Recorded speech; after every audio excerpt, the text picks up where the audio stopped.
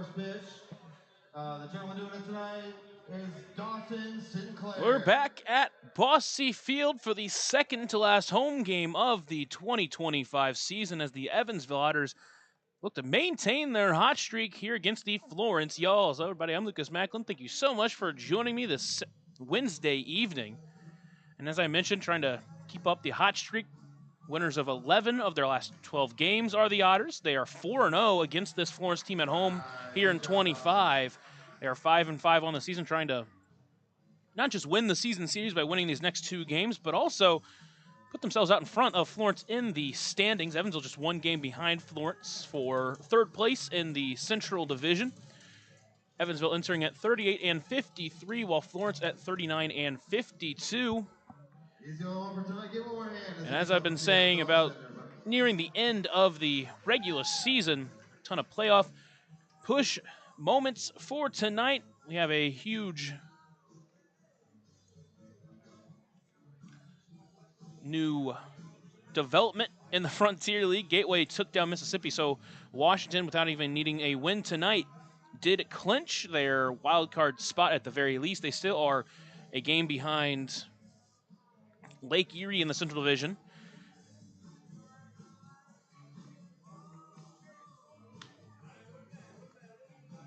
But Lake Erie earlier this morning did take down East 12-5, so they will at least maintain the lead in the Central Division, while Washington will try to keep pace. Obviously, or I should say there have been 3 games that have been played so far. Tri-City took down New Jersey, and as I mentioned, Gateway beat Mississippi, and Lake Erie beat East. 3 games currently underway as well. Ottawa and New York. Ottawa already jumping out in front 1-0. Brockton, Three Rivers, and Sussex County, and Quebec with 3 games yet to get underway, including ours here at Bosse Field between the Otters and the Yalls. Last night, Evansville used 4 home runs to take down Florence 10-5. They started from behind early. A 3-run shot from Anthony Brocato put Evansville behind the 8 ball, but a couple of home runs in the bottom half of the first from Graham Brown and L.J. Jones responded right back. A 3-run shot from J.T. Benson gave Evansville a 4-6 lead, a lead they would not give up the rest of the game. I mentioned Alex Canny, who, as I mentioned, got off to a slow start in the game, really settled in. At one point, struck out 7 straight batters. Saw that with Braden Scott early in the year as well. Finished in 6 innings, giving up just 4 earned runs on 3 walks and 9 strikeouts. Gunnar Dennis and Alex Valdez both pitched scoreless innings, each striking out 2, and then Nolan Thebe pitched the 9th inning. Did give up a run on a couple of walks, but got out of the inning, maintaining the Otters' lead. J.T. Benson in the game had 2 home runs and 5 RBIs. The second straight game that Evansville has had a 2-home run game from a player in their lineup. Benson just following suit as he had his first home run since July 3rd, and it came in 2. Again, Graham Brown and L.J. Jones both had home runs as well. And as I mentioned in the opener of this series, Florence, a team that hits the ball really well. They score a lot of runs, but they also don't pitch as well. Entering the series with a 616 runs per game, which is 6th in the Frontier League. They now have 103 home runs on the season. That is 2nd in the Frontier League, just behind Schaumburg. But Evansville's pitching has been excellent. Entering the series with a 3.48 ERA. Team ERA between the players that are still active on the roster. They are now 14-8 in the month of August, and they've been playing some excellent ball here at home. They are 8-2 while being 6-6 on the road. Try to add a couple more wins here in August to finish off the month strong, finish off the season strong. The penultimate game here at Bosse Field before Evansville travels up to Gateway to finish off this 2025 season. Again, obviously no playoffs going to be in store for this Otters team, but they can still have a better record than they had last year. Last year finished at 40-55. If they can get 3 wins over their next 5 games, they will secure that and end up with a better record. If they get 2 wins, if they end up with a sweep, for instance, they already have 40 wins. They just need to get 1 in Gateway, or if they just get 2 wins the rest of the season, they still tie last season's record. And you really look at top to bottom how the season has gone, that is a excellent finish. And again, when you win 11 of 12, that is really how it happens. You just kind of start crawling back and having some big weeks.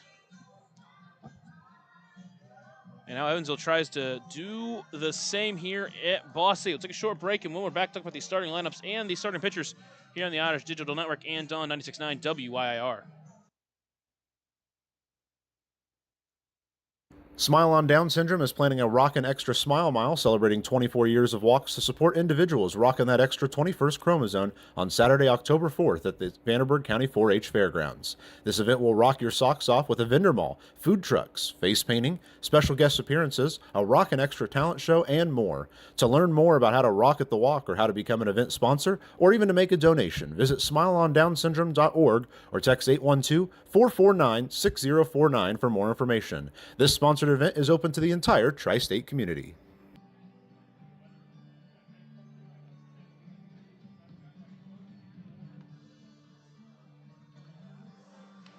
Welcome into Bossy Field for the second to last home game here in Evansville. The Evansville Otters trying to stay hot in the month of August. They enter with a 14-8 record. They're 8-2 here at Bossy Field, and they take on the Florence Otters, so they haven't lost a game at this ballpark too.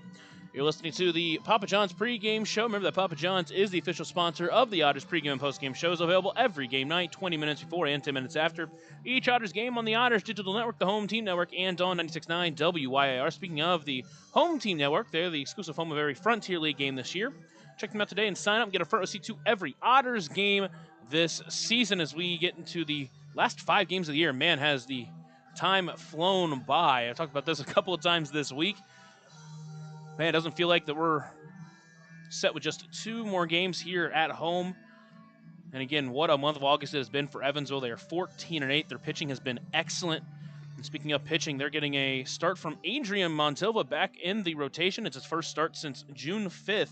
Dealt with an injury that kept him out for a lot of the year, but as a starter, he looked really good at the beginning of the year in those 4 starts. He had a 4.5 ERA in 16 innings with 15 strikeouts with just 8 walks.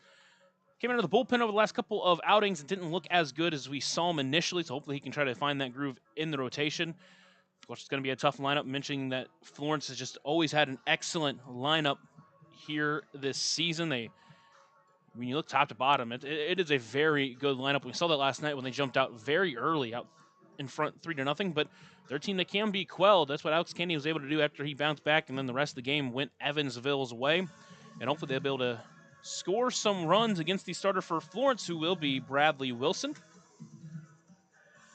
Wilson will be making his 15th appearance, his 6th start of the season. On the year, he's a 1-4 record. He's a 5.23 ERA in 44 2/3 innings. Just 29 strikeouts to 14 walks. Doesn't walk a lot of batters. Doesn't strike out a lot of batters. So he's going to pitch to a lot of contact, and hopefully Evansville can get some loud contact against him. His last time out, he went against Mississippi. Ended up getting the loss, but in 6 innings, just gave up 3 runs on 4 hits, 1 walk, and had 5 strikeouts. So again, a guy that Evansville can hit. If they can hit him as well as they did Miranda last night, that would be a huge plus. At the same time, this team also does not play the best defense. Over his last 3 starts, he's given up 4 unearned runs, so that could also play into the favor for Evansville tonight. Let's take a look at the starting lineup for the Florence Otters. They'll be led by Tyler Schoenfeld, the speedy leadoff hitter. And then batting second and at DH will be TJ Reeves. Batting third and at first base, the home run hitting Hank Zeisler. Batting fourth and in left field, the other power hitter in this lineup, Anthony Brocato, after his 3-run home run last night. Batting fifth and at third base will be Michael Ballard. Batting sixth and in center field will be Dalen Thompson. He had a couple of hits last night. Batting seventh and in right field, first time we'll see him in this series, will be Jackson Hauge. Batting eighth and catching will be Henry Hunter. And rounding out the lineup will be the shortstop, Dylan Baker. He made an excellent play defensively last night. And fortunately, Evansville was able to mostly keep him off of the scorebook hitting-wise. But again, at the 9-hole hitter, guy who had a lot of talent when he was in college. Now we'll take a look at the starting lineup for the Evansville Otters, led by the Edward Jones leadoff batter of the game, Dennis Pierce. He'll be at first base. Batting second and in center field will be Graham Brown. Batting third and in right field, JT Benson. Batting fourth And DHing LJ Jones. Batting 5th and at third base, Keenan Taylor. Batting 6th and in left field, Stephen Paolini. Batting 7th and at second base, JJ Cruz. Batting 8th and getting his first appearance as a catcher will be Chase Waddell. And running up the lineup will be the shortstop, Crix Taveras. Mentioned that Adrian Montova will be getting the start tonight. And man, what a game it was for that top 4 in the lineup last night. Combined, they had 10 hits on the game. Graham Brown had a home run. LJ Jones with the home run. JT Benson with 2 home runs. 9 of the 10 RBIs for Evansville came from that 2 through 4 part of the lineup. Dennis Pierce, in his own right, had a couple of doubles. Mentioned Graham Brown's home run, a couple of singles, including an RBI single. LJ Jones had a great game last night. And now hopefully they can try to do that again here. And speaking of Chase Waddell getting the chance to catch Adrian Montova tonight, he got his first career hit in last night's ball game in his last time up. It was a single that was hit very well in between the gap between first and second base. And just got to talk about it, man. He looked really good at the plate, had a lot of really good at-bats. Should have earned a walk, but it was unfortunate he didn't get that. But hit the ball well, and we'll see what he can do tonight as he'll be catching Adrian Montova. Again, Montova this season, he has started 4 games, and he has pitched to all three of the catchers who have caught. First, Cohen Wilbanks. He's thrown to Justin Felix. He's also thrown to Logan Brown, and it hasn't mattered which catcher he's thrown to. He's a 4.5 ERA with all 3 of those catchers.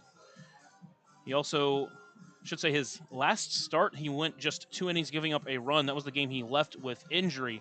But the start before that, he went 5 innings, throwing 95 pitches, giving up 4 runs, and then on May 23rd in a start against Lake Erie, he went 5 innings, giving up just 1 run.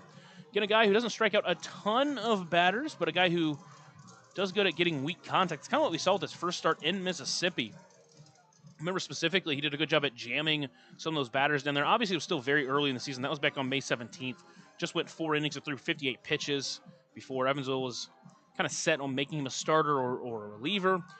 And I remember him jamming some of his batters, including one of those pitches that it broke the bat and went right back at him, but had the concentration to make the play on the ball and avoid the bat and get the out, obviously. It was a huge show in that one. And hopefully tonight he can jump Evansville in the right direction. And with, obviously, Montova getting the start, that has typically been Wiltsey's spot or whoever the 5 spot was. Wiltsey is available out of the bullpen. He's a guy that we'll see how long they want Montova to go. We'll see if he gets kind of a full-length outing. Again, he's thrown as many as 95 pitches in games this year, but could be used more as an opener, and you set Wiltsey up. And again, with Wiltsey, I mean, he's been excellent out of the bullpen this year. He's pitched to a 4.11 ERA. You've seen a couple of those games for you to come in very early, so I would not be shocked if they went to him after 3 innings if he can pitch clean, or if he's pitching clean, he can go longer. Again, this is a tough lineup to face, though. It is top to bottom extremely hard. Just 3 lefties in the lineup tonight for Florence, those being Shaney Felton Zeisler, top of the lineup, and then at the bottom of the lineup, Henry Hunter, the catcher. Brendan Bobo also on their bench. Interesting, we haven't seen him this week. The potential rookie of the year has had an excellent season, but we have not seen him in either of the games. For Evansville, the lineup construction looks like 5 righties and then 4 lefties, same as it was last night, and it seemed to work out pretty well, especially that top of the lineup, man. I mean, that top of the lineup was so good, and even Keenan Taylor hit the ball really hard in that at-bat, a couple at-bats, but that one he actually laced into center, and it managed to find the hole. And I mentioned Chase Waddell getting his first professional start last night. Just a recap on Waddell and his history, of course. Played 4 seasons with Barton College. And then over the summer this year, he was playing with the Wilson Tobbs. And in 41 games with them, he had a 372 batting average, a 483 OBP, and a 601 slugging with 10 doubles and 8 home runs. He's got a great swing at the plate. He has shown to really take good at-bats during summer ball. 29 walks, just 16 strikeouts. And in his final season with Barton, had 35 walks to 11 strikeouts. So a guy's going to work good at-bats. We didn't see him strike out last night. Again, we saw him what should have been a walk, but instead of it being ball 4, it was called strike 1 on a pitch that was above the zone. Again, Evansville about to begin their penultimate home game of the 2025 season. They've played really good ball this year overall, and especially in the month of August. Time for the starting lineups We've got Josh on the field giving the starting lineups tonight here in the Otters Digital Network. Number 10, first baseman, Dennis Pierce. Batting second, number 24, center fielder, Graham Brown. Batting third, number 9, right fielder, J.T. Benson. Batting cleanup, designated hitter, number 20, L.J. Jones. Batting fifth, playing third base, number 12, Keenan Taylor. Batting sixth, playing left field, number 34, Stephen Paolini.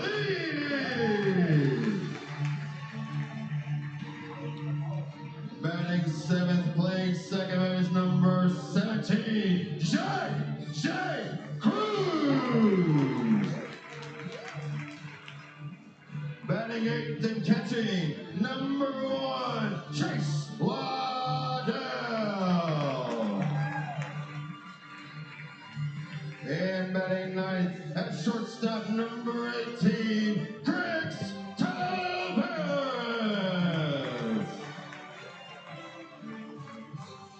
And your starting pitcher, number 50, Adrian Batilva.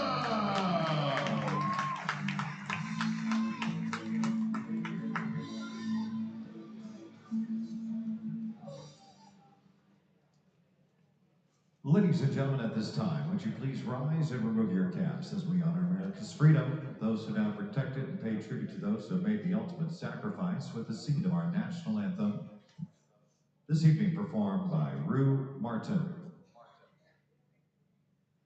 Oh, say, can you see by the dawn's early light what so proudly we hailed at the twilight's last gleaming, whose broad stripes and bright stars through the perilous fight o'er the ramparts we watched were so gallantly streaming, and the rockets red glare, the bombs bursting in air, gave proof through the night that our flag was still there. Oh, say does that star-spangled banner yet wave o'er the land of the free and the home of the brave?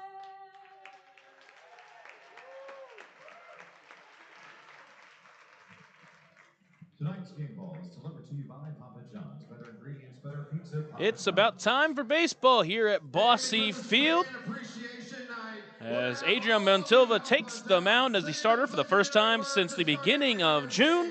He'll be pitching to Chase Waddell. That pitcher and catcher battery is sponsored by the Answer Auto Repair East. Find your battery needs at the Answer Auto Repair East, located at 2319 North Green River Road, or called 812-475-9000. Mentioned that Adrian Montilva as a starter had looked really good before his injury. And 4 starts a pitch to a 4.5 ERA. He'd been very consistent on the mound, and you really look through the middle part of this season, he would have been a great arm to have as a starter. He has come back, pitched as a reliever, but just hasn't really found his stride in that role. Last couple of times out, he did give up 3 runs in each of his last couple of outings. It has shot his ERA up to 6.63. Again, he's thrown just 19 innings this season. He also pitched his first relief appearance back with the team on August 2nd, where he went 1 2/3 innings scoreless in a 4-3 loss. But tonight he gets a chance to start against this Florence team, who he did return against. This is his 3rd time actually facing Florence, but the first time here at home.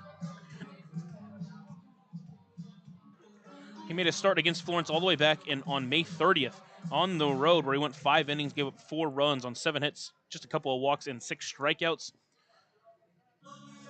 It was a game that Evansville ended up losing 4-10, so they did give up more runs after that, but also had a really good outing against Lake Erie. We went 5 and giving up just 1 run. Had a really good outing against Mississippi for his first start. We went 4 innings, giving up just 2 earned runs. Got a lot of weak contact, and hopefully he'll be able to do that again tonight here against this Florence team who does hit the ball hard a lot. Again, second in the Frontier League in home runs this season.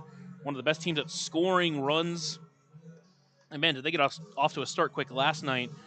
That first inning, a 3-run shot from Anthony Brocato. They scored another run in the second after Evansville had responded. It looked like they were going to be all over Canny all night, and he just settled in. And you hope this is a spot here for Montalva, a chance to, if he does get into a little bit of trouble in that first inning, he has time to kind of reset himself and get back into the game. And again, really just try to find that. Again, Evansville just kind of trying to find who fits that 5th starter best. Obviously, we're nearing the end of the season, but Wiltsey, a guy who's been excellent out of the bullpen, just hasn't really had the same kind of stuff as a starter. Montalva's kind of been the other way. He's had some really good stuff as a starter, just hasn't really had his best stuff as a reliever. So hopefully this switch can really work out for Evansville as we near the end of the 2025 season. Tyler Schoenfeld will step in to begin this ball game. The speedy left-handed hitting second baseman as the first pitch finds his own 4-strike 1. 73 degrees, partly cloudy. Another cool day here at the ballpark. Here's the 0-1 pitch. Called strike 2 around the knees, making an 0-2 count. Montalva working quickly.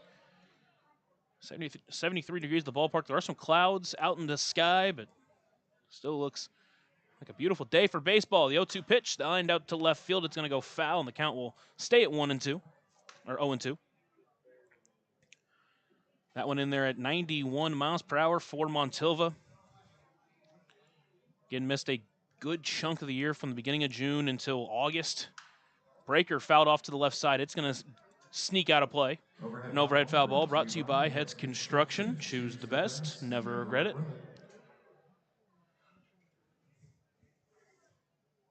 One of the 3 lefties he'll face in tonight's ball game for Montalva. The 0-2 pitch, fastball taken just outside. Make it 1-2. Schoenfeld entering with a 426 OBP. A ton of stolen bases. Last night, got a single in the second inning that scored the 4th run of the game for them. Was caught stealing, otherwise went 1 for 4. As that one swung on and missed for strike 3. A German-American bank strikeout to start the ball game for Montalva. And there's 1 away.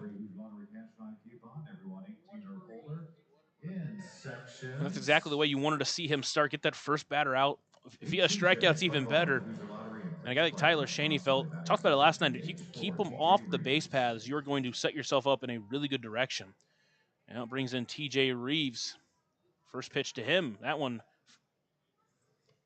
just misses a bit low for ball 1. Not a bad pitch there for Montalva. Here's the 1-0 pitch to Reeves. Checked his swing, but he fouled it off.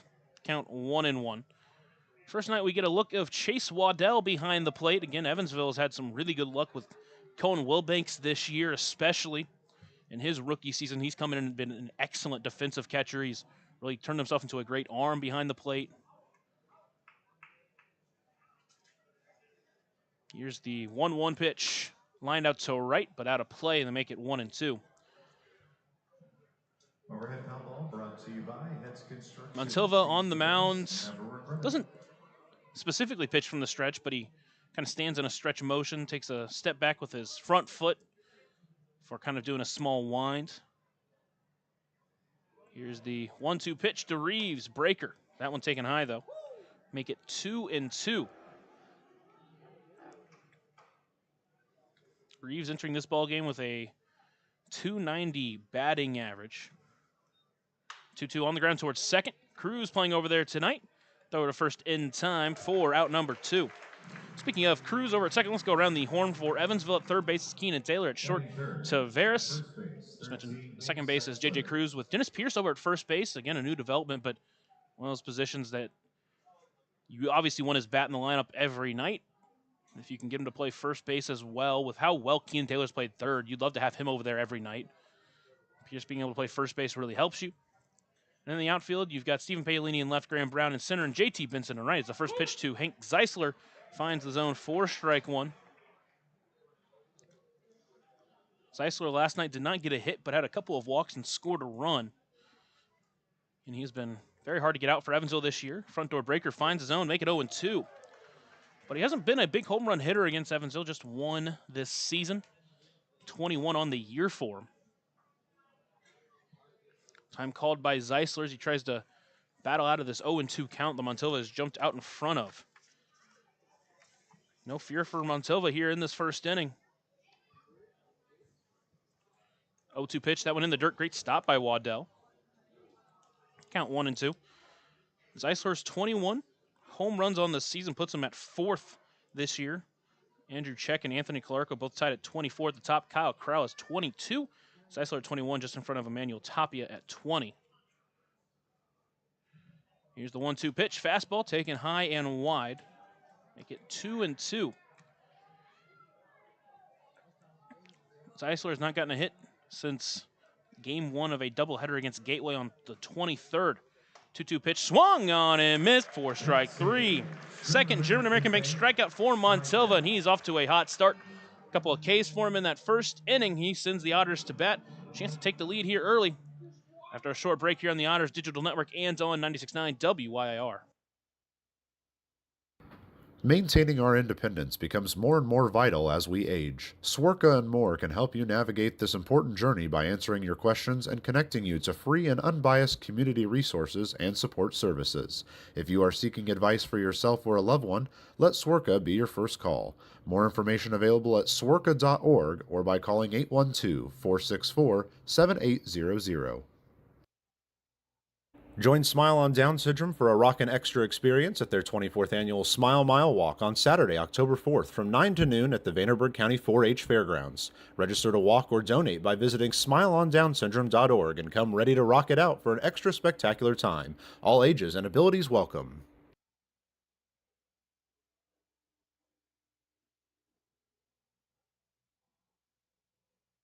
Right now in Vanderburgh County, over 800 children are in the child welfare system waiting for someone to be their voice, and you could be that voice by becoming a court-appointed special advocate, a CASA volunteer. Donating just a few hours a month of your time can change a child's life forever. Vanderburgh County CASA invites you to join them. Stand up, speak out, be for the child, be a CASA. For more information, visit vandcasa.com. That's VAND-CASA.com.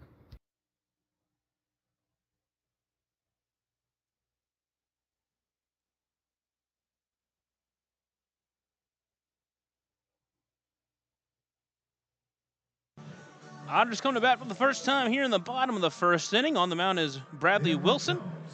Behind the plate is Henry Hunter. That pitcher and catcher battery is sponsored by the Answer Auto Repair East. Find your battery needs at the Answer Auto Repair East, located at 2319 North Green River Road, or call 812-475-9000. Dennis Pierce will step in to lead off the ball game. The Edward Jones leadoff batter of the game. Had a couple of doubles last night. Try to get this game started quick against Bradley Wilson. First pitch to him misses high for ball 1. Wilson, a guy we've seen, or we haven't seen since back in June. Big swing, but comes up empty, does Pierce, make it 1-1. But as I was mentioning, he's a guy who pitches to a ton of contact. Stands tall on the mound. Here's the 1-1 breaker. Finds the top of the zone, make it 1-2.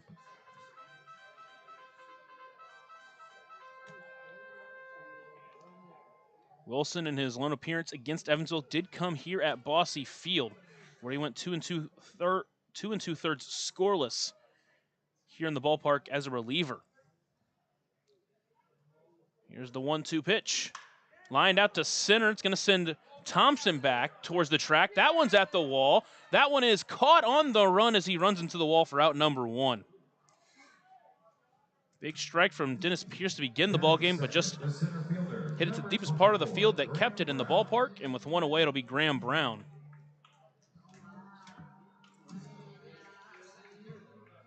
Brown last night with 3 hits. He'll try to get the game started. He got it started last night with a solo shot in his first at-bat, and an RBI single as well.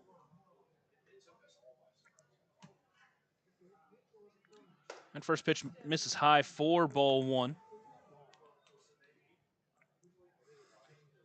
Wilson in that game came in second in that game. Again, settled down the Otters offense that already scored 7 runs by that point. Off-speed pitch finds the inside corner, make it 1-1. Again, has been recently added to the rotation, just his 6th start this season. 1-1 pitch misses low, make it 2-1.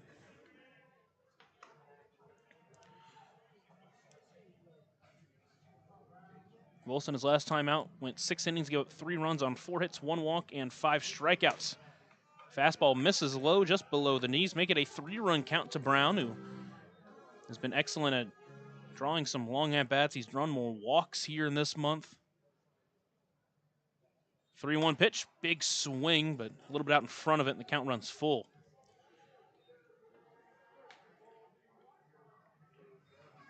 Wilson in his first professional season, after playing 3 seasons with App State of the Sun Belt Conference in his senior season this year, at a 4.35 ERA in 24 appearances, but didn't start at all this year.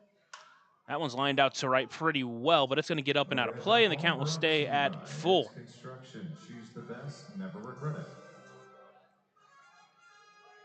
it. Was used as a starter his first 2 years with App State. Also spent a couple of years with ECU as well. Here's the next 3-2 pitch. Just out in front of it, able to foul it off and stay alive. Count stays at 3-2. Good at bat here from Graham Brown to start the game for him.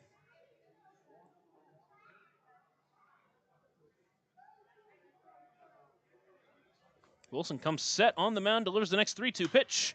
Lines that one out to right. Howjay over there moves over towards his left and brings it in for out number 2. So with 2 outs, it's a JT Benson, fresh off his 2-home-run game last night.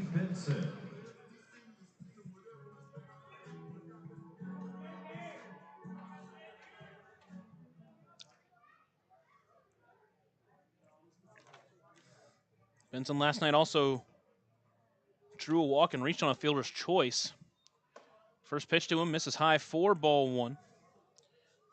Got his 23rd stolen base on the year when he reached on a fielder's choice. Again, a 2-run shot and a 3-run shot led to 5 RBIs.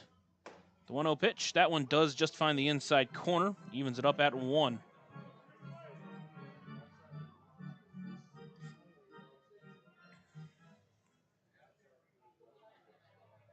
Wilson comes set on the mound, pitching from the stretch, the 1-1. Lined out to right field. That one's going to get into the first base picnic area, just off the top of the tent. Counts 1-2.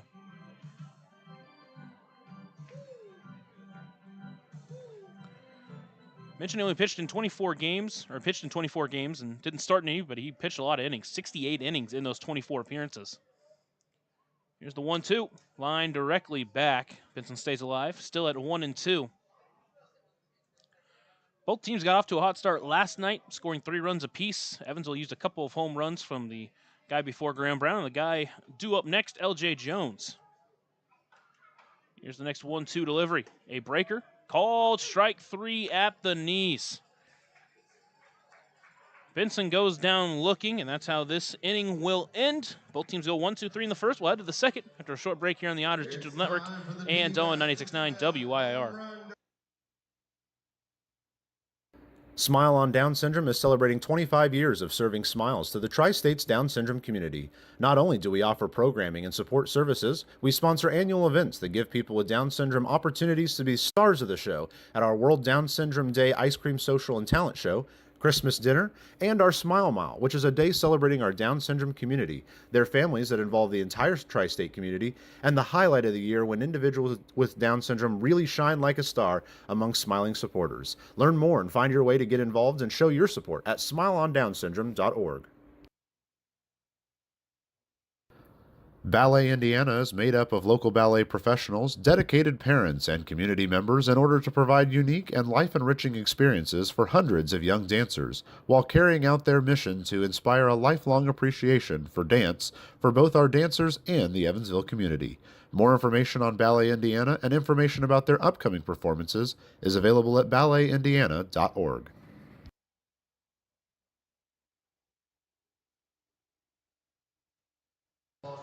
Into the second we go. Otters and Y'all's tied at 0 after both teams went 1, 2, 3 in the first. AJ Montova back out there for the second, trying to continue what he's been off to a good start in this game. A couple of strikeouts in that first inning, and as well as a soft ground out to second. He faces a tough part of the lineup: Anthony Brocato, Michael Ballard, and Dalen Thompson. As Montilla finishes his warm-ups, Waddell throws it down, and that's how we will get underway. Brocato last night with that 3-run shot that got Florence really started in the game. Other than that, though, he was held pretty well in check. After that, he grounded it into a double play and struck out twice.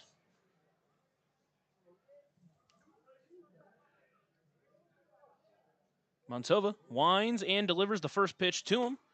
Breaker at the knees, 4 strike 1. Not wasting any time getting ahead of these Florence hitters. That one lined out to right, but that one's going to get up and out of play, and the count is 0-2. The overhead foul ball brought to you by Heads Construction. Choose the best, never regret it. Montova working quickly. Here's the 0-2 pitch. Taken just outside. Not a bad pitch, but no taker. Count 1-2. Mercado just 3 hits in his last 7 games, but all 3 of them have been extra base hits. 1-2 chop foul. Count stays. In fact, his last 4 hits that have come in 8 games, 3 of them have been home runs. 1 of them has been a double. Montova winds and delivers the next 1-2 pitch. Swung on and missed. Pulled the string on him. Make it 3 German-American Bank strikeouts to start this game for Montova, and there's 1 away. So Montova picking up where the Otters pitching staff left off last night. 15 strikeouts to the staff. Montova's already got 3 of the first 4 batters he faced. Now he'll face Michael Ballard, who we did not see last night. Ballard entering this game with a .293 batting average. First pitch finds his zone at the knees, 4 strike 1. Montova's now started out in front of these batters 4 of 5 times. 0-1, that one's lined to left. It's going to get through for a base hit. And so first hit of the ballgame for either side comes off the bat of Michael Ballard, who did not play last night. 96 in center field, 10, Dalen Thompson. And it will bring up Dalen Thompson, who got a couple of hits last night.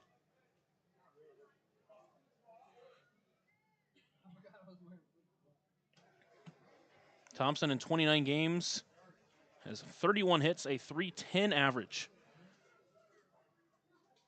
First pitch fastball misses high, 4-1. Currently entering on a 3-game hitting streak. He had 2 hits last night after getting a hit in each of the last 2 games in Gateway. 1-0 pitch is fouled off. Count at 1-1.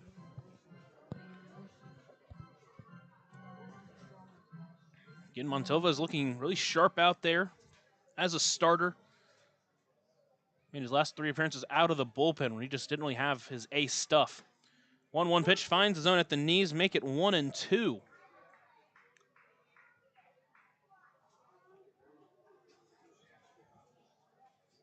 Montova comes set on the mound. Looks down, delivers the 1-2 pitch, checked his swing. Doesn't matter, it's called. Strike 3 on the inside corner. Already 4 German-American Bank strikeouts for Montova, and there's 2 away. Batting 7th, in right field, 25. Caught him looking on the breaker. And that'll be up to Jackson Hauge. Try to extend this inning.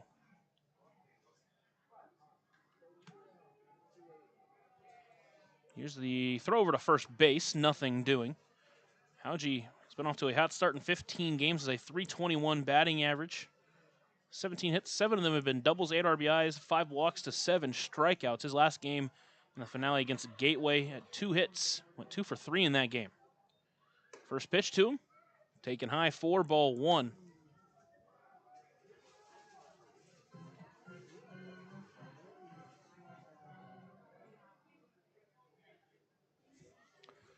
Montova comes set and delivers the 1-0 pitch, misses outside, make it 2-0. How'd finished up his college career this spring at Kansas. Rated a 294 batting average, 20 home runs, 13 doubles in 59 games. Here's the 2-0 delivery. That fastball misses high, make it 3-0. Hasn't been able to find the zone in this at-bat. Howgie also spent 11 games with the St. Cloud Rocks before joining Florence. 3-0 pitch, that one finds the zone. So back in the count now at 3-1. With the Rocks in the Northwoods League had a 282 batting average, a 408 OBP, a couple of home runs over there. Until the sets, delivers the 3-1 pitch. Popped up right side, but it's going to get up and overhead. An overhead foul ball brought to you by Heads Construction. Choose the best, never regret it. Count runs full to Howgie at the plate.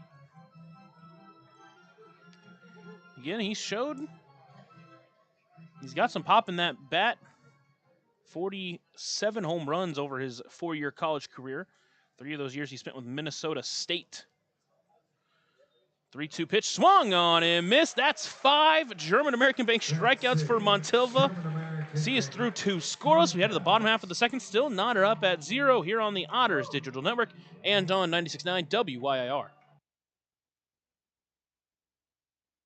Smile on Down Syndrome has been providing a bright hope for tomorrow to the tri-state region for 25 years, providing smiles, support, and programs for individuals with Down syndrome while raising community awareness to create a brighter world that accepts and understands people with Down syndrome. Learn more now at smileondownsyndrome.org.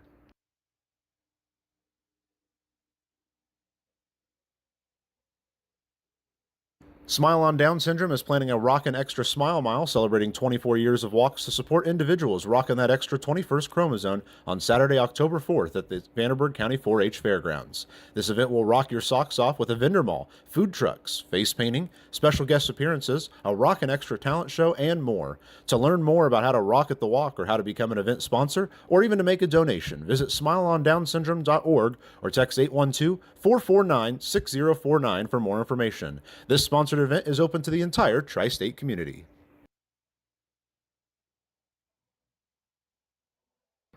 Maintaining our independence becomes more and more vital as we age. Swerka and more can help you navigate this important journey by answering your questions and connecting you to free and unbiased community resources and support services. If you are seeking advice for yourself or a loved one, let Swerka be your first call. More information available at swerka.org or by calling 812-464-7800.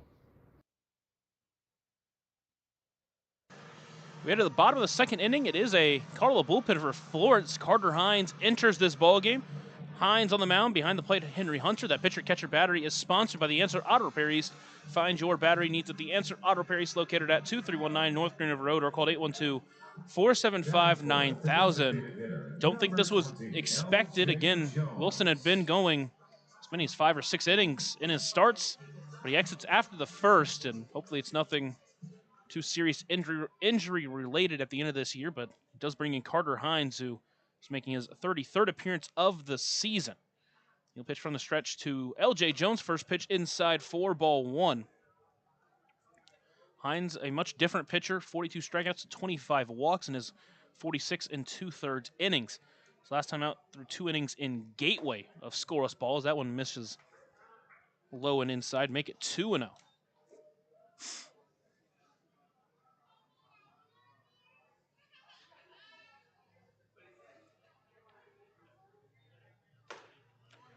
Pitch, big swing for L.J. Jones. He foul tips it back into the glove, make it 2-1.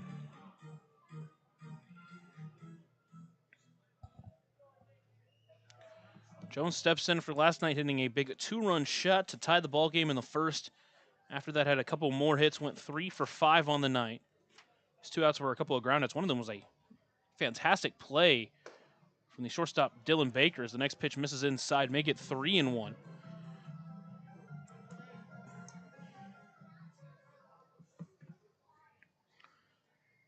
Hines comes set and delivers the 3-1 pitch. Fouled back, count runs full. And now Jones will work with a full count here against the new pitcher. Jones trying to lead off this second inning, get Evansville out to an early lead. 3-2 pitch swung on and missed. Can't catch up to the fastball at the top of the zone. There's one away. That'll be Keenan Taylor due up next as he tries to figure out this guy. Again, it's an interesting thing here. Kind of set up preparing for one guy, a right-handed pitcher who doesn't throw that hard and really pounds the zone. Now you're facing a guy who doesn't walk a ton of batters by any means, but throws a little bit harder, throws from the left side of the mound. Hines agrees and sets the first pitch. Finds the zone inside corner, 4-1. After Taylor, there are 4 straight lefties due up for Evansville as well. We'll see how they'll do against this lefty. 0-1 fastball, that one taken high. Make it 1-1.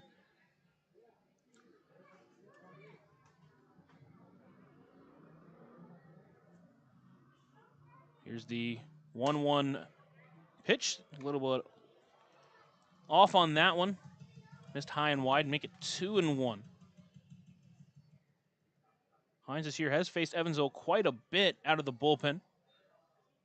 2-1 big swing, but can't come up with it. Make it 2-2. He's appeared in 4 games against Evansville. He's pitched in 7 innings during that time. This time called by Taylor. He steps out. He's given up just 1 earned run. That was back on the August 3rd game in Florence. Gave up 1 run on 1 hit. Struck out 2. Here's the 2-2 pitch. Foul tipped back into the glove. There's 2 away. Back-to-back strikeouts as Hines enters and has worked quickly. Now he'll face Stephen Paolini. Batting 6, the left fielder, number 34, Stephen Paolini.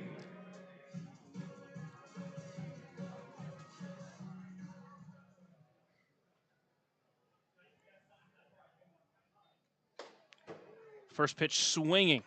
Can't catch up to it, make it 0-1. And we'll see if Evansville can try to figure him out here, and we'll see how long they plan to throw him out there. 0-1 fastball, called strike 2. Now Paolini has to fight from behind, 0-2. Hines working quickly, and he's working extremely on point right now. Here's the 0-2. Taken called, strike 3, outside side edge, and he strikes out the side. So both teams strike out 3 times. We head to the top of the 3rd. Still knotted up at 0 here on the Otters Digital Network and on 96.9 WYIR. Join Smile on Down Syndrome for a rockin' extra experience at their 24th annual Smile Mile Walk on Saturday, October 4th from 9 to noon at the Vanderburgh County 4-H Fairgrounds. Register to walk or donate by visiting smileondownsyndrome.org and come ready to rock it out for an extra spectacular time. All ages and abilities welcome. Right now in Vanderburgh County, over 800 children are in the child welfare system waiting for someone to be their voice, and you could be that voice by becoming a court-appointed special advocate, a CASA volunteer. Donating just a few hours a month of your time can change a child's life forever. Vanderburgh County CASA invites you to join them. Stand up, speak out, be for the child, be a CASA. For more information, visit vandcasa.com. That's VAND-CASA.com. Ballet Indiana is made up of local ballet professionals, dedicated parents, and community members in order to provide unique and life-enriching experiences for hundreds of young dancers, while carrying out their mission to inspire a lifelong appreciation for dance for both our dancers and the Evansville community. More information on Ballet Indiana and information about their upcoming performances is available at balletindiana.org. To the 3rd inning we go. Both sides have had some great pitching so far, and Montalva has been excellent. 5 strikeouts already. Has given up a single, but otherwise has been on point. Hasn't given up anything. The other side, Florence, has used 2 pitchers already through 2 innings. Again, the starter, Bradley Wilson, must assume there must have been some kind of injury scare, and that's why they pulled him for Carter Hines, who looked excellent, striking out all 3 batters he faced in the bottom of the 2nd. Now Montalva will face 8, 9, and 1 in this lineup. First with Henry Hunter. Hunter, the left-handed hitting catcher out of Georgia. Last night singled, first time up, drew a walk, but also struck out twice, going 1 for 3. Here's the first pitch to him. Fastball misses outside, 4-1. Again, Montova has been on point in this game. No walks, just 1 hit, 5 strikeouts. 1-0 lined out to left center. Brown and Paolini over towards it. Brown circling it and bringing it in for out number 1. Well struck, but in range for the Otters center fielder. And with 1 away, it's up to the 9-hole hitter, Dylan Baker. No wind at the ballpark right now. That flag is currently just dead out there.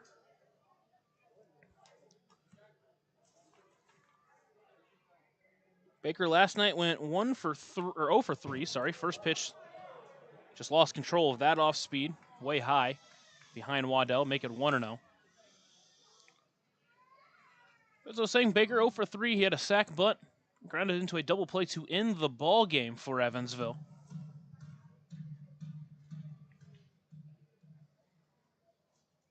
One-0 pitch, that one in the dirt. Back-to-back pitches where Montova just lost the grip. Now it's 2-0. Again, first 2 innings, he looked sharp on the mound. That first at-bat looked pretty solid, but here it's just a couple of bad pitches. 2-0, that one's popped up. Right side foul territory. Over towards it is Pierce, getting under it and bringing it in for out number 2.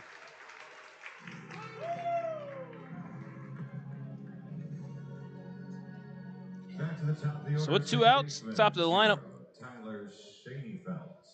it'll be Tyler Shaneyfelt stepping in after striking out his first time up.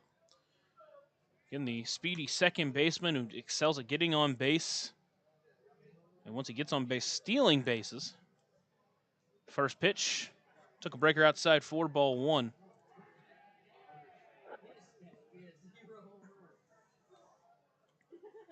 Shaneyfelt in 67 games. Scores on a bunt, pulls it back. Doesn't matter, it's in the zone. Count 1-1.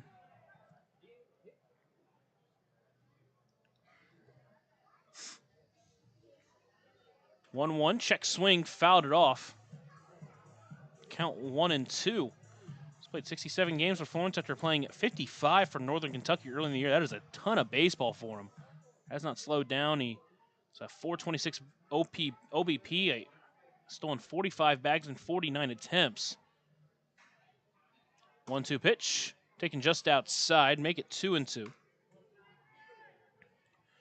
Well, was caught last night by Cohen Wilbanks. Again, just his 4th time he's been caught all year. 2-away here in the top of the 3rd. Here's the 2-2 pitch. Misses in the dirt. Tried to get him chasing, but didn't. Count runs full. And again, with Shaneyfelt at the plate, obviously threw him out last night, but the way he runs, you would expect a walk could easily mean a runner in scoring position. Here's the payoff pitch. Line to left, but into foul territory. Count stays full. Overhead foul ball brought to you by Hits Construction. Choose the best, never regret it. During his 5 seasons of ball between college and pros, he has 205 stolen bases. Next payoff pitch, line to left again. That one's still in foul territory. It's just fighting off a couple of tough pitches.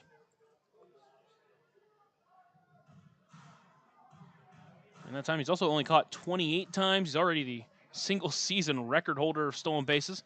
That one's a soft looper into left, bringing Paolini in. It's going to drop in front of him. And again, he just does that so well, just throws his bat out there and finds a 2-out hit to extend the inning to TJ Reeves.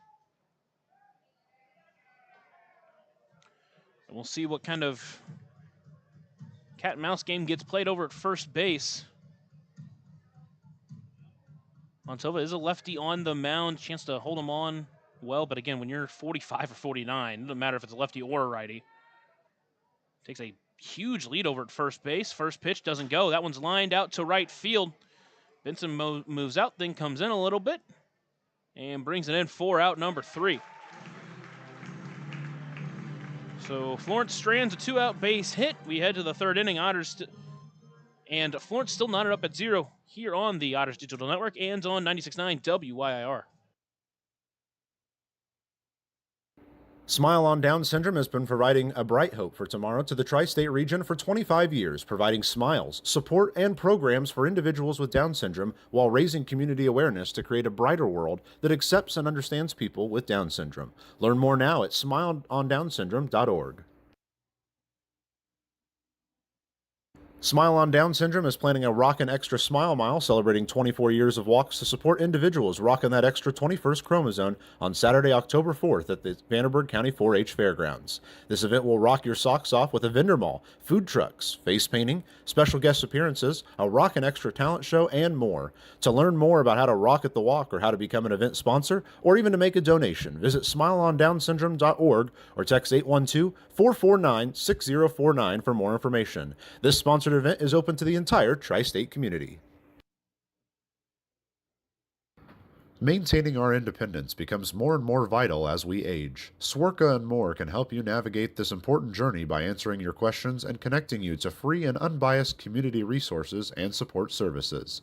If you are seeking advice for yourself or a loved one, let Swerka be your first call. More information available at swerka.org or by calling 812-464-7800.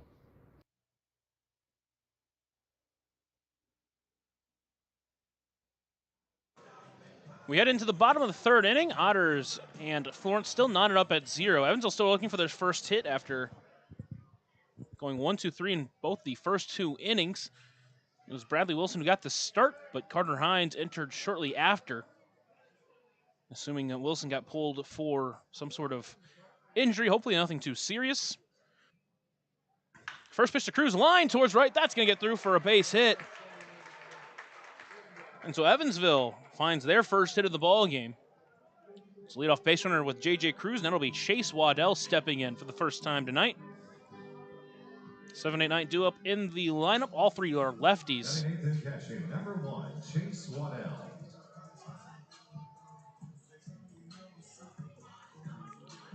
Waddell steps in 1 for 4 in his short Evansville career. Got his first professional hit in his final at-bat of last night's game. Showing off the ability to take some good swings. Took some really good at-bats last night. First pitch to him, misses low, 4-1.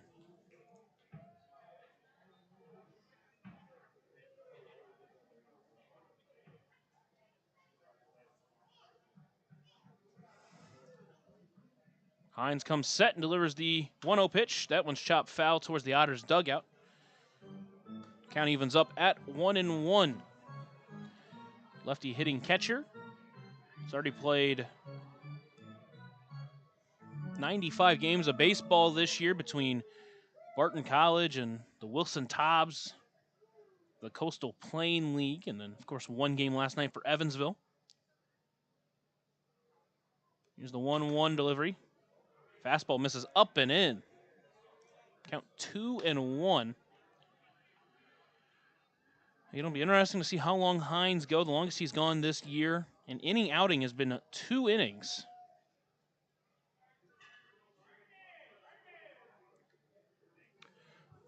Hines comes set, delivers the 2-1 pitch. Checked his swing. That one misses low. Count moves to 3-1.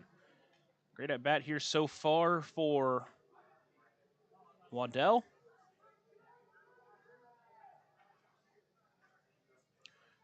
Hines comes set once again, trying to avoid a walk. Here's the 3-1 pitch.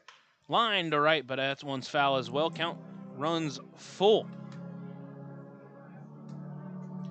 Hines this year with a 4.4 ERA and 46 2/3 innings. He's a 3-2 record. Used a few times as a starter with Stephen F. Austin in his final 2 collegiate seasons. Here's the next payoff pitch. Taking that one outside for ball 4. At Deerhead Sidewalk Cafe and Bar puts runners at first and second with no one away for Crix Tavares. And now this is a spot where oftentimes we'll see players bunt, especially at the bottom of the lineup. The shortstop, number 18, Crix Tavares. Tavares has got enough speed. If he bunts that down the third baseline well enough, he could beat it out potentially. Corners are in, expecting a potential bunt. Still knotted up at 0. Evansville trying to break the scoreless tie. Tavares squares before the pitch even is delivered. That one put down in front of the catcher. It'll be played by Hunter. Throw to first in time. Both runners will advance on the sac bunt. And now the runners at second and third with just one away for Dennis Pierce. And I'm not trying to say it's any easier behind Pierce, but this is a spot where maybe you could, with how good of a batter Pierce is, could see a, maybe not an intentional walk, but a potential pitch around situation here. Below the bases, it would create a force at any play. Right now, infield, right field, the infield is in. Left field, the infield isn't. First pitch to Pierce, popped up. That one's in foul territory. It's any get up and overhead. Overhead foul ball brought to you by Heads Construction. Choose the best and never regret it. Count is 0-1.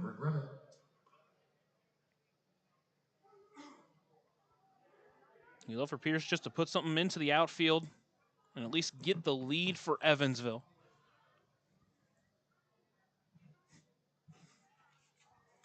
Here's the 0-1. Taking out the knees, 4 strike 2. Pierce going to have to work from behind now. Again, still an interesting defensive alignment right now for Florence. The left side of the infield is playing at normal depth. The right side of the infield is playing in.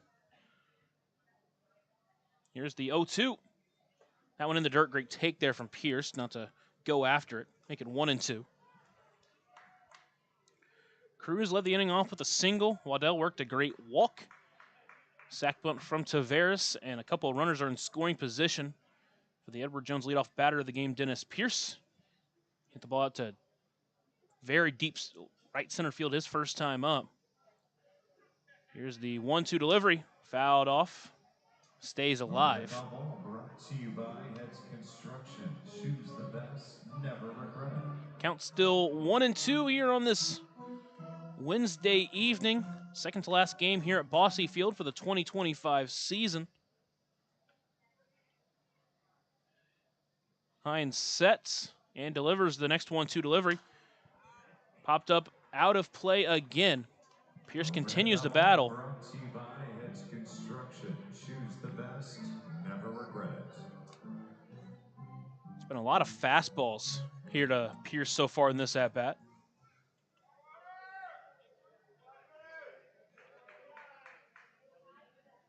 Hines sets. Here's the 1-2. Low and outside. Another good take there from Pierce. Make it 2-2.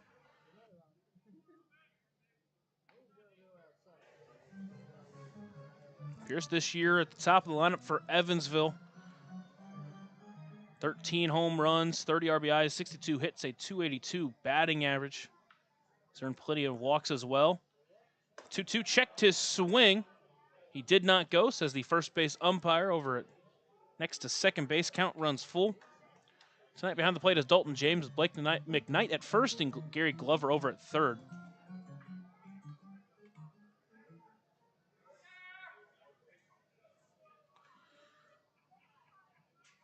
Hines comes set and delivers the payoff pitch. Fastball misses high for ball 4. Second Deerhead Sidewalk Cafe and Bar for Evansville in the inning. Now the bases are loaded, and again, a spot there. You had a base open, no reason to force something over the heart of the plate there. And now it sets up a force at any base, potential double play opportunity as well. They can still come home and they get the force if they want. Obviously, middle of the infield, playing back, chance for a double play. Now here comes the pitching coach out to have a conversation. No one warming up for Florence yet. And only have time. We can take a look around the Frontier League again. We are nearing the end of the regular season. New York and Ottawa, the big matchup. New York just half a game back of Ottawa for the final wildcard spot in the Atlantic Conference. And currently Ottawa up 3-0 in the bottom of the 4th. Washington, they have clinched their playoff spot already with a Mississippi loss earlier today, but they obviously want to stay in line with Lake Erie, who after they won, they're up 5-0 early against Joliet. The answer today, just a game behind Lake Erie. If they lose, they'll be 2 games behind. If they win, they'll still be a game behind. Then Schaumburg and Gateway, obviously also still in a battle as well. Gateway 3 games behind Schaumburg for that West Division. Again, Gateway with the win today. Schaumburg currently up 2-0 against Windy City.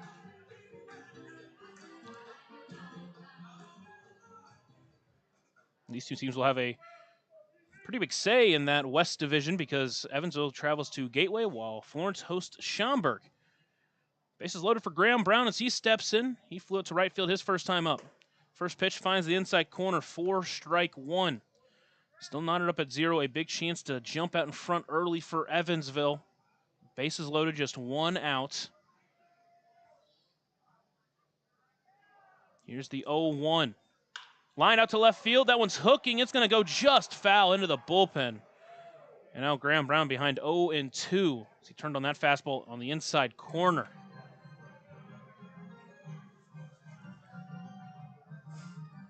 The Otters winners of 11 of their last 12 games. Look at the Central Division. You look at the last 10 for each team. All three with less than 500, while Evansville's 9-1. 0-2 pitch, fastball taken high and wide.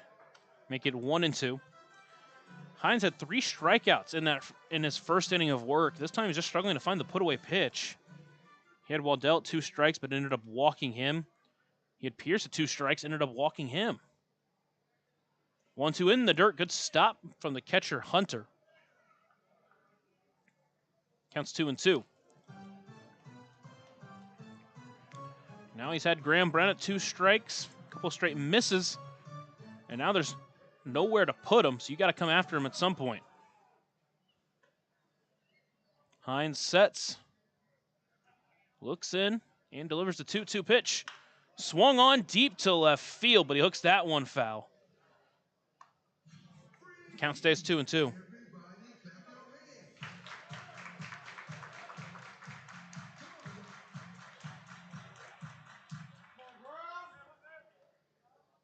Hines hasn't really been able to locate the off-speed so far. Just went with fastball. Here's the 2-2. Line towards right. That's going to get through for a base hit. 1 run to score easily. They're going to hold the runner at third. Throw's going to come in and be cut off, but the Otters take an early 1-0 lead on the single from Graham Brown.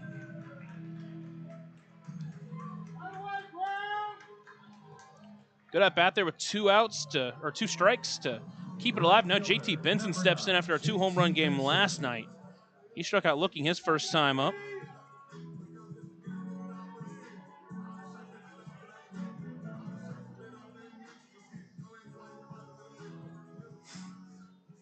Steps in also with the bases loaded. Evansville's had 2 grand slams this year. 1 in Quebec, 1 was here against Windy City. First pitch misses wide, 4-1. And Evansville last night used 4 home runs.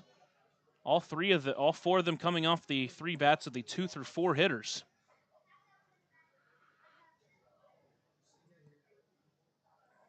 Here's the 1-0. That one's popped up, but it's going to get up and out of play, and the count will move to 1-1.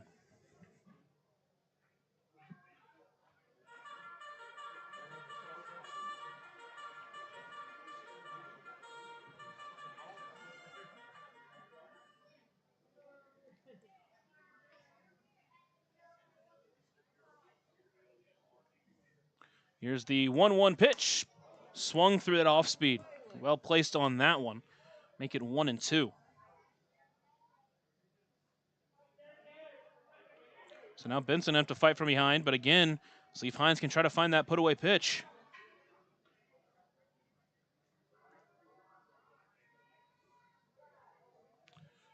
One-two pitch, misses outside, make it 2-2.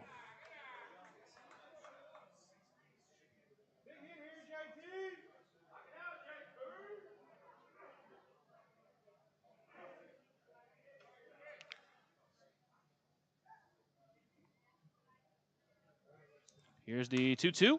Popped up and overhead, and again, another great battle here from Evansville. They've really started to figure out Hines here. Because now there is some action going on in the Florence bullpen.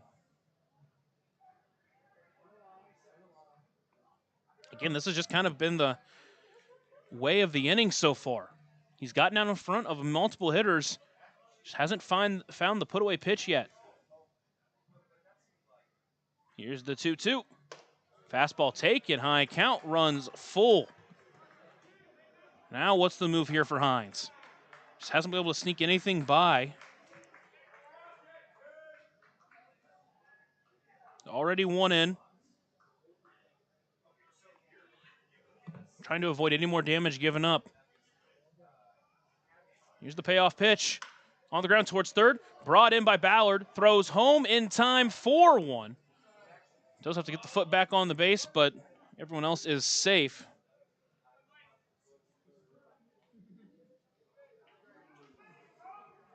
So the bases stay loaded for L.J. Jones. Designated hitter, number 20, L.J. Jones. Say Ballard over at third, decided not to go to second, try to get the double play. He went home just to make the safe play, which isn't a bad idea. Otters still lead by one, but Jones' chance to break this one open. Bases are loaded for L.J. Jones. First pitch swinging out to left field. That's sending Brocado over, but off the middle of the bat and brought in for Brocado for out number 3. But Evansville strikes for one. They take the first lead of the ball game. They're up 1-0 as we head to the fourth here on the Otters Digital Network and on 96.9 WYIR. Join Smile on Down Syndrome for a rockin' extra experience at their 24th annual Smile Mile Walk on Saturday, October 4th from 9 to noon at the Vanderburgh County 4-H Fairgrounds. Register to walk or donate by visiting smileondownsyndrome.org and come ready to rock it out for an extra spectacular time. All ages and abilities welcome. Right now in Vanderburgh County, over 800 children are in the child welfare system waiting for someone to be their voice, and you could be that voice by becoming a court-appointed special advocate, a CASA volunteer. Donating just a few hours a month of your time can change a child's life forever. Vanderburgh County CASA invites you to join them. Stand up, speak out, be for the child, be a CASA. For more information, visit vandcasa.com. That's VAND CASA.com.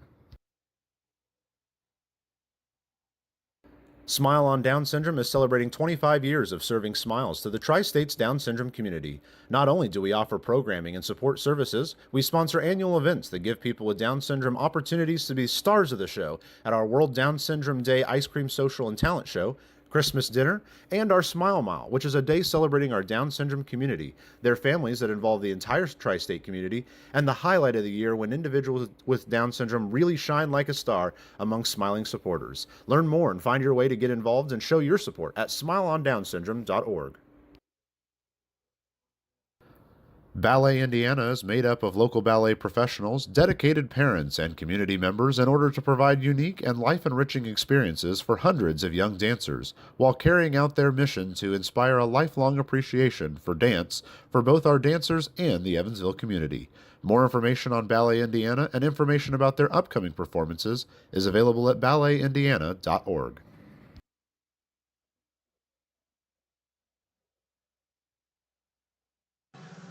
So after that long inning for Evansville, Adrian Montova back out there for another inning of work. Hopefully he's able to maintain the groove he found himself in here early. He's given up a couple of hits, but hasn't let that affect him. Struck out 5 so far already. And now he has a 1-run lead to work with. He'll face the heart of this lineup, though. Hank Zeisler, Anthony Brocado, and Michael Ballard. 13, Hank Zeisler.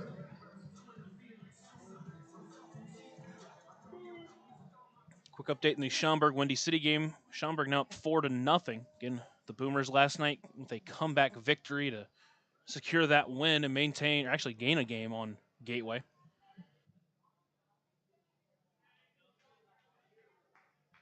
Here's the first pitch to Zeisler. Breaker lifted out to left field, coming in on his Paolini towards the foul line, and he's able to bring it in on the run for out number 1.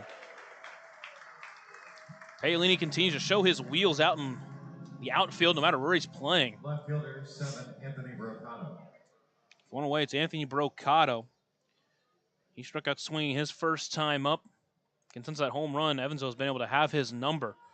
That's kind of just the player he's been this year, especially as of late.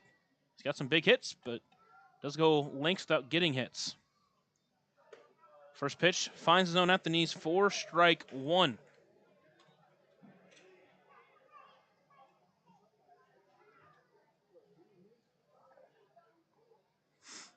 Montalva, short wind, and the 1 pitch on the ground towards short. Tavares slides for it, spin throw to first, in time. What a play for out number 2. Crix Tavares with a smooth play out at short. Takes a hit away from Brocado, and with 2 away, it's Michael Ballard. Third baseman 5, Michael Ballard.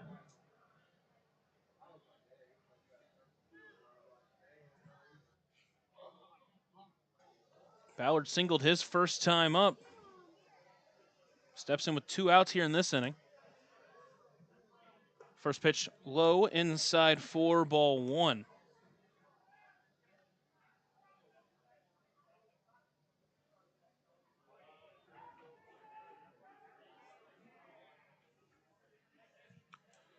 Here's the 1-0 pitch. Breaker finds the back door for strike 1. Make it a 1-1. Ballard in his first professional season, making his 48th appearance for Florence this season. That pitch misses outside, make it 2-1. He's hit to 293 with 5 home runs, 11 doubles. 2-1 up the middle.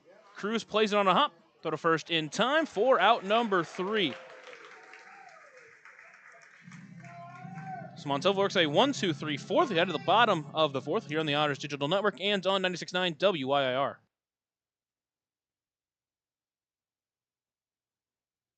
Smile on Down Syndrome has been providing a bright hope for tomorrow to the tri-state region for 25 years, providing smiles, support, and programs for individuals with Down syndrome while raising community awareness to create a brighter world that accepts and understands people with Down syndrome. Learn more now at smileondownsyndrome.org.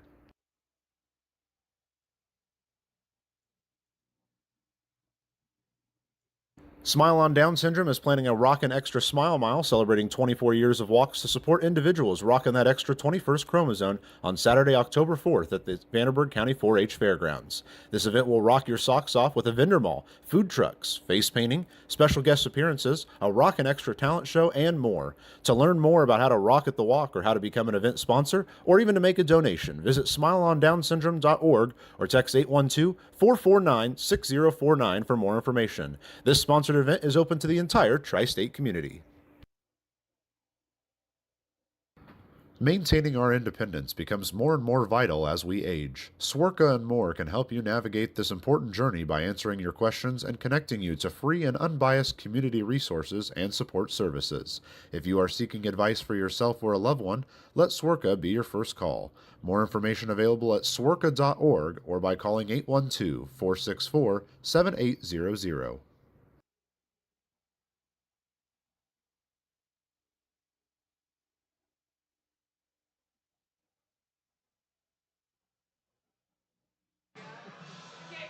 We head to the bottom of the 4th. The Otters leading 1-0. Another scoreless frame for Adrian Montalva. And the Otters will have Keenan Taylor, Stephen Paolini, and J.J. Cruz due up in this inning. Third baseman number 12, Keenan Taylor.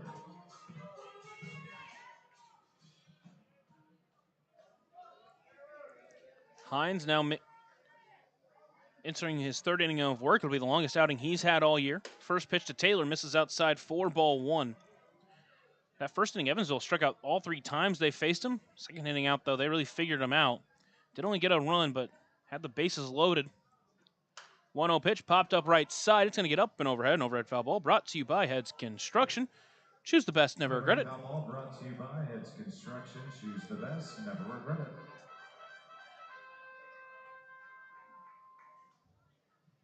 You hope you look back at that second inning, or 3rd inning, I should say, at the end of this game, and don't look back at that thinking about what could have been. Love to get some more runs to that lead. 1-1 pitch. That one called strike 2 at the knees. Giving a little bit down there below the knees, but count is 1-2. Here's the 1-2 pitch. Lined pretty well to center. Thompson out now, coming in for it, but able to get under it for out number 1. Just got under it a little bit, did Taylor, and with 1 away, it's up to Stephen Paolini. He struck out looking to end the 4th inning. Left fielder, number 34, Stephen Paolini. Paolini last night, 0 for 2 with a couple of walks. Here's the first pitch to him. Off-speed pitch finds the zone in the middle. Count is 0-1. Paolini out there in left made a great running catch in that last inning. 0-1. Fastball misses way high. Just overthrew that one.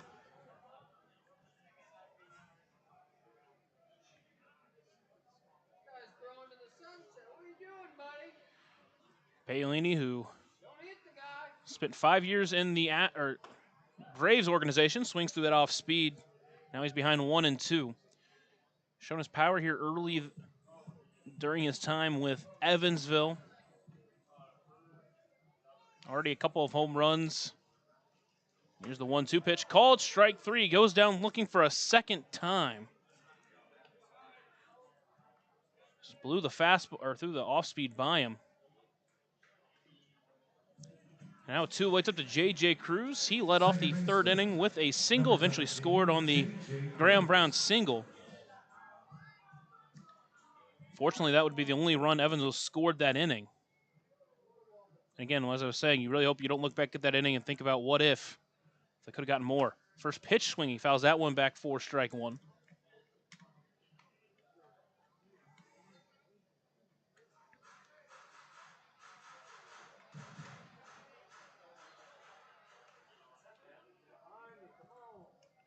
Here's the 0-1 pitch. Fastball taken high. Make it 1-1.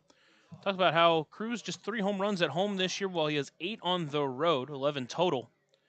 Entering that game against Mississippi, he just had 2 against left-handed hitters and then hit 2 in that game against left-handed pitchers. 1-1 pitch, knuckler towards shortstop, but right to the shortstop Baker. And he brings it in for out number 3. So the Otters go down 1-3 in the 4th as well. We head to the 5th inning. Otters lead 1-0 here on the Otters Digital Network and on 96.9 WYIR. Join Smile on Down Syndrome for a rockin' extra experience at their 24th annual Smile Mile Walk on Saturday, October 4th from 9 to noon at the Vanderburgh County 4-H Fairgrounds. Register to walk or donate by visiting smileondownsyndrome.org and come ready to rock it out for an extra spectacular time. All ages and abilities welcome. Right now in Vanderburgh County, over 800 children are in the child welfare system waiting for someone to be their voice, and you could be that voice by becoming a court-appointed special advocate, a CASA volunteer. Donating just a few hours a month of your time can change a child's life forever. Vanderburgh County CASA invites you to join them. Stand up, speak out, be for the child, be a CASA. For more information, visit vandcasa.com. That's VAND-CASA.com. Smile on Down Syndrome is celebrating 25 years of serving smiles to the Tri-States Down Syndrome community.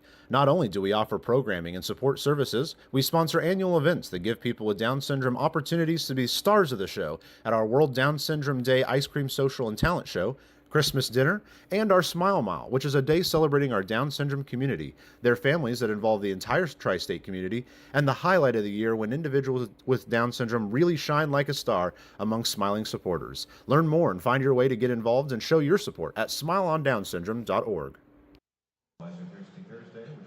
We're into the Buffalo Wild Wings 5th inning. Remember, bottomless apps are now here. Visit either Evans location, 545 Pearl Drive and 715 North Green Road for details. And as always, that is, of course, dine-in only. We head into the 5th inning. Montilva's worked 4 scoreless frames. He has a 1-0 lead. But again, with this lineup, they can put up runs in a hurry. He will face Dalen Thompson to begin this inning. He struck him out looking his first time up. Again, Montilva used 5 strikeouts to get through the first couple of innings scoreless. Last couple of innings, he's gotten some good weak contact. First pitch on the ground towards short. Tavares plays it on a hop. Throw to first will be in time for out number 1. And there it is, just getting that contact. It's kind of the way he's been pitching all year. Obviously, those strikeouts early put him out in front, but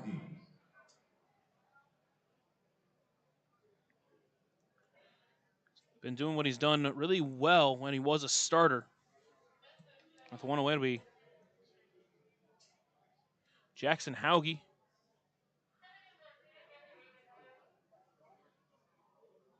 First pitch finds zone at the knees for strike 1. There is some action out in the Florence bullpen. Again, Hines, a guy who hadn't gone more than 2 innings all year, has gone 3. That one's chopped foul, make it 0-2.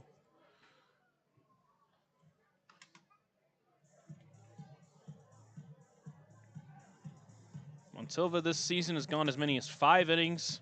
He's thrown as many as 95 pitches in a game. So far tonight, 57 pitches here in the 5th. He's been very efficient. Here's the 0-2 pitch, chop foul. Hauge stays alive. He struck out swinging his last time up.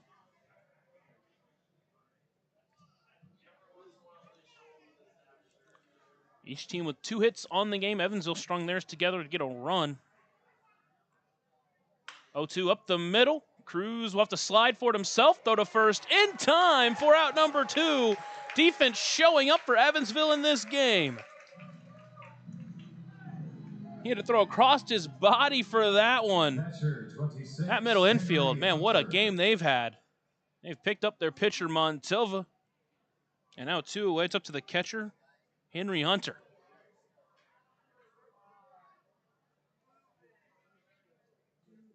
Hunter flew up to center field his first time up.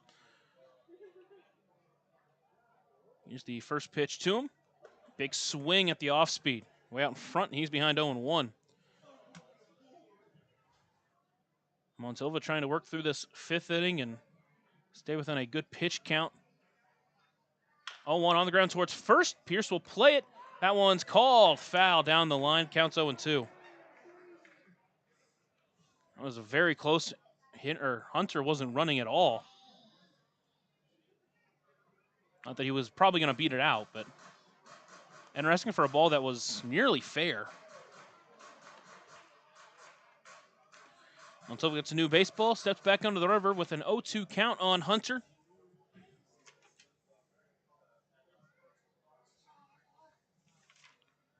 Here's the 0-2 pitch on a line towards short, right to Taveras, over his glove. Bad bounce. And that will get a 2-out base runner to extend the inning to Dylan Baker. Shortstop, 6, Dylan Baker. That is a tough play to make, but one you really want to make for your pitcher. 92 off the bat. Instead, Montilva's gonna have to get another 3rd out. Baker's first time out popped out in foul territory. First pitch swinging, fly ball into foul territory. Over towards it is Taylor, but it's going to get up and overhead. An overhead foul ball brought to you by Heads Construction. Choose the best, never regret it. Counts 0-1. Heads Construction. Choose the best, never regret it. They did give Hunter a single on that play, so 3rd hit of the ball game for Florence in this game.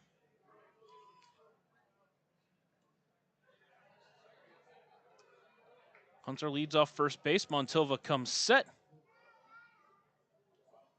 Looks over at first now, delivers the 0-1. That one's lined well out to left. Paolini out on it. He will be able to get under in time for out number 3. 2-out single does not harm Evansville. We head to the bottom of the 5th. Evansville up by 1 here on the Honors Digital Network and on 96.9 WYIR. Ballet Indiana is made up of local ballet professionals, dedicated parents, and community members in order to provide unique and life-enriching experiences for hundreds of young dancers, while carrying out their mission to inspire a lifelong appreciation for dance for both our dancers and the Evansville community. More information on Ballet Indiana and information about their upcoming performances is available at balletindiana.org.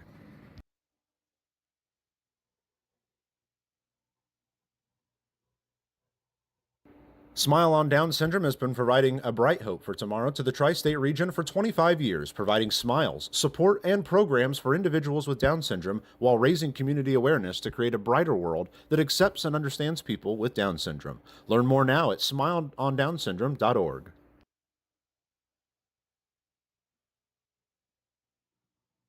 Smile on Down Syndrome is planning a Rockin' Extra Smile Mile celebrating 24 years of walks to support individuals rocking that extra 21st chromosome on Saturday, October 4th at the Vanderburgh County 4-H Fairgrounds. This event will rock your socks off with a vendor mall, food trucks, face painting, special guest appearances, a Rockin' Extra talent show, and more.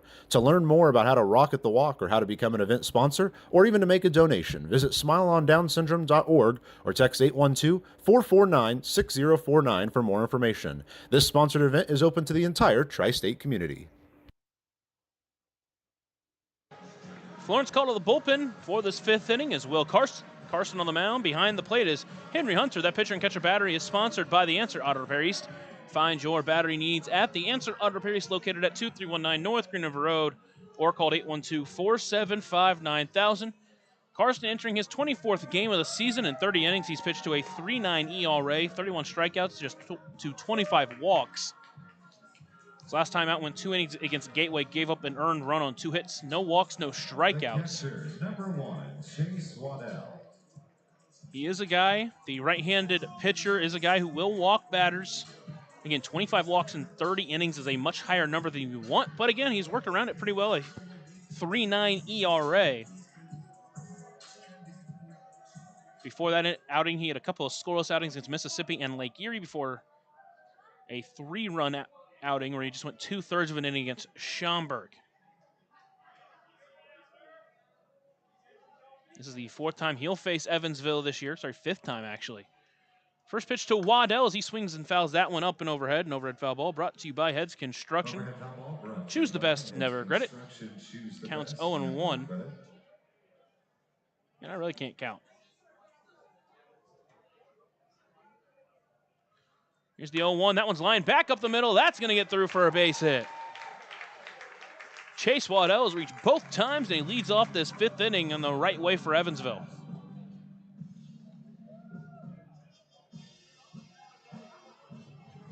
And now with the 9-0 hitter, Crix Tavares stepping in. He laid down a sac bunt his first time up.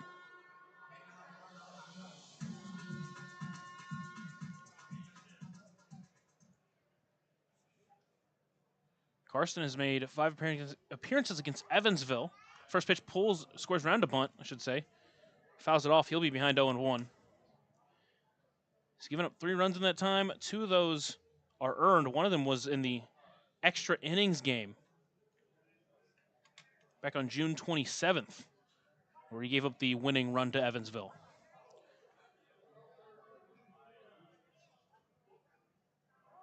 Counts 0-1. Tavares squares around a bunt. Puts it down the first base line. Will be brought in by Zeisler. He'll toss it to the second baseman covering Shaney Felt. It'll be in time for out number 1. The runner does advance into scoring position, so Edward Jones, leadoff batter. He's asked to sac bunt twice, and it's been successful twice. As it will now bring in the Edward Jones leadoff batter of the game, Dennis Pierce. And for the second time in as many at-bats, he will bat with the bases loaded. He'll bat with a runner in scoring position. Last time up, he batted with the runners at second and third and walked to load the bases.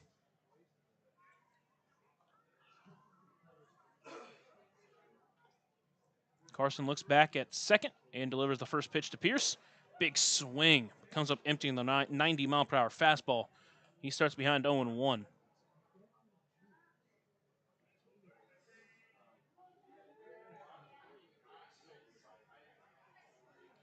Carson comes set on the mound once again and delivers the 0-1 pitch. That one's fouled up and overhead, and Pierce behind 0-2 now. Brought to you by Heads Construction. Choose the best, never regret it. Carson finished up his college career after a 2024 spring with Oklahoma. Played a little bit this year played just 1 game with Lexington of the Atlantic League before joining Florence this year. 0-2 pitch swung on and missed, and there's 2 away. Can't get the off-speed changeup. And now it's Graham Brown stepping in. His single jumped Evansville out in front 1-0 in the 3rd inning. It's the only damage that's been done by either side. Both teams now with 3 hits in the ball game. Neither team with an error. Carson looks back at second, delivers the first pitch. That one finds the back corner for strike 1.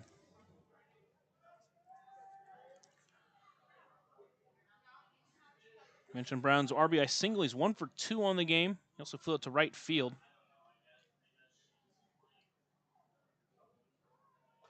Here's the 0-1. That one's flown up and overhead. Counts 0-2. That overhead foul ball brought to you by Heads Construction. Choose the best, never regret it. Carson has not thrown a ball yet this inning. Every pitch has either been called a strike or it's been swung on. Carson sets. Time called by Brown. He resets everything. Again, this year, a 7.5 walk per 9 rate. During college, it was up at 6.1 during his senior season. Here's the 0-2 pitch. Taken outside, just missed. Count 1-2. And Carson on the mound really thought it was strike 3. Catcher behind the plate, Henry Hunter, thought it was strike 3, but it did just miss outside. Here's the 1-2 pitch. Chopper up the middle. Baker will play it. Throw to first in time. That will do it for the Otters in the 5th. And that will do it for the Buffalo Wild Wings 5th inning. Remember, bottomless apps are now here. It's dine-in only. Visit either Evans location, 5405 Pearl Drive and 715 North Green Road for details. We headed the 6 Otters up 1-0 here on the Otters Digital Network and on 96.9 WYIR. Maintaining our independence becomes more and more vital as we age. Swerka and more can help you navigate this important journey by answering your questions and connecting you to free and unbiased community resources and support services. If you are seeking advice for yourself or a loved one, let Swerka be your first call. More information available at swerka.org or by calling 812-464-7800.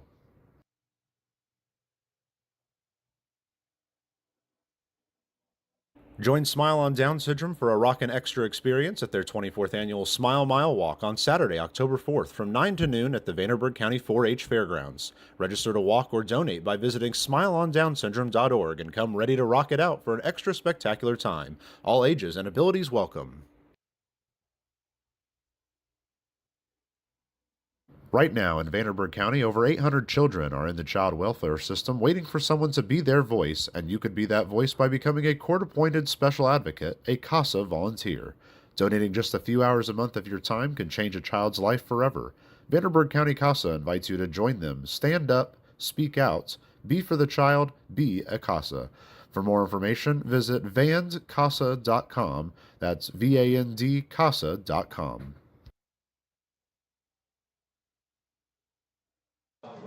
Through 5 innings, and Montova has pitched a gem. He is through 5 scoreless. He enters the 6th inning. Since those first 5 strikeouts in the first 2 innings, hasn't struck out anybody, hasn't needed to. Last inning got a lot of weak contact. Only hit off of him was Henry Hunter, who hit 192 off the bat right towards Taveras, just couldn't glove it on an awkward bounce. Now he starts the 3rd time through the lineup with Tyler Shaney-Felt. He is 1 for 2. Thankfully, his single came with 2 outs. First pitch misses outside, 4-1. And he got Reeves to fly out on the first pitch, so he didn't even get a chance to steal. 1-0 squares on a bunt, puts it down right in front of Waddell. He'll play it himself with the speed of Shaney-Felt, and it's not even going to have a throw. Designated hitter for TJ Reeves. Most people lay down that bunt, they're going to at least have a throw over to first, potentially be most likely be thrown out. But the speed of Shaney-Felt, I mean, that was just... By the time Waddell could even get to it, he was almost all the way down the line already. And now with no one out, and this is the worst part of the lineup to put a guy like Shaney-Felt on. With no one out, now it's TJ Reeves. He is 0 for 2 with a ground out and a fly out. We'll see how they attack this with a speedy runner at first base. First pitch, he takes off. Pitch misses high, throw down. It's not in time. Shaney-Felt with a stolen base. Bat comes up as well. Otters with a slim 1-0 lead. They do have a pitcher up in the bullpen. I believe it's Ryan Wiltsey. But I mean, Montova's been excellent. He's given up just 4 hits in the game. That last one was There's the first pitch to Reeves, misses high. Second pitch, sorry, it's 2-0. Last one was a bunt single. See if he can work around it here. It's going to be tough, though. The speed of Shaney felt.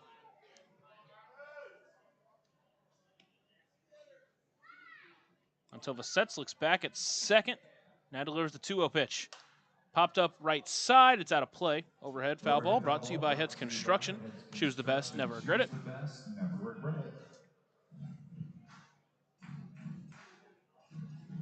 Count is 2-1.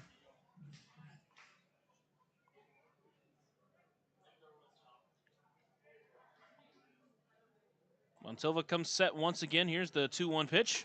Backdoor breaker didn't quite break enough. Make it 3-1.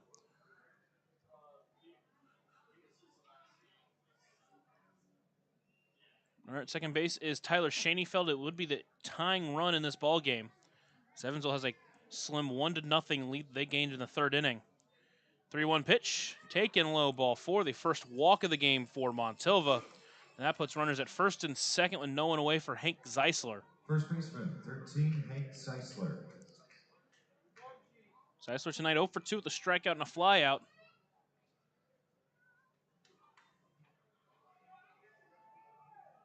At this point, though, you have forces in any bag, chance to get a double play if he can ground out, or if you can do what he did last time and he flies out to left. Probably wouldn't advance Shaney felt. First pitch, misses outside for ball 1.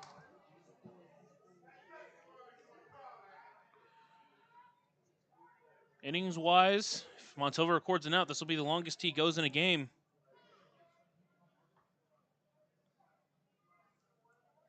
One 0 pitch, misses high, make it 2-0.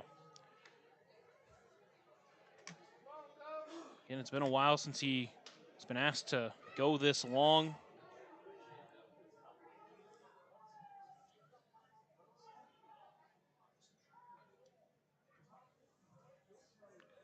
Montilva sets, looks back at second, and delivers the 2-0 pitch. That one misses outside. Now the count's 3-0. And a walk here, and you would strongly wonder if they're going to go ahead and just get Montilva out of there.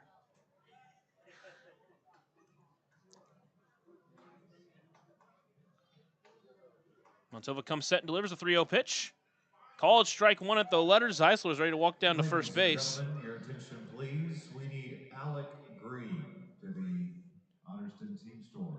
Alec Green to the Otterston Team Store. Thank you. Now the count's 3-1 to Zeisler. Chance to work back. Here's the 3-1 pitch. That one does miss outside for ball 4. His second straight walk. And now the bases are loaded with no one out. Here comes Max Peterson.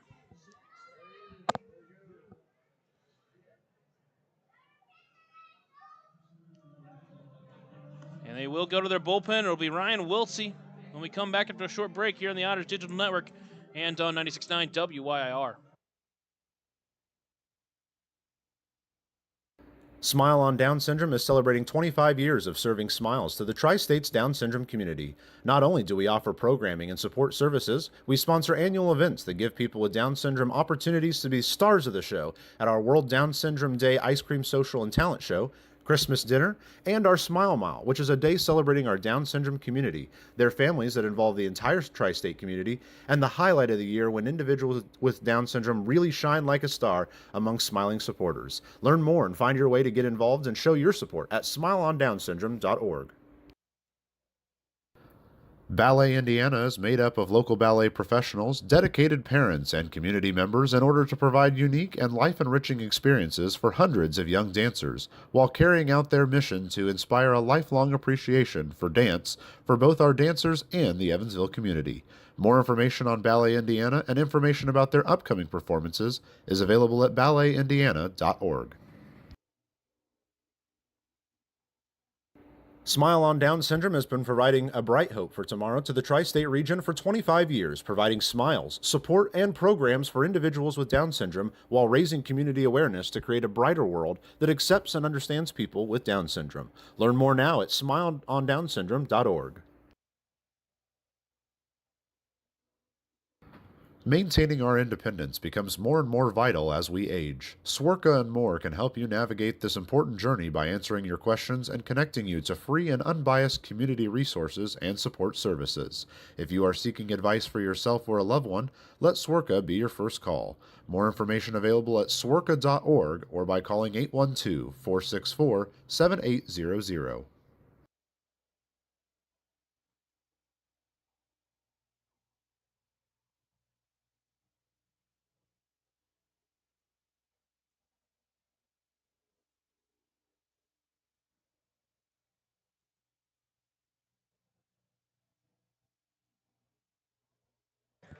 Otters call to the bullpen is Ryan Wiltsey. Wiltsey on the mound. Waddell behind the plate. That pitcher and catcher battery is sponsored by the Answer Auto Repair East.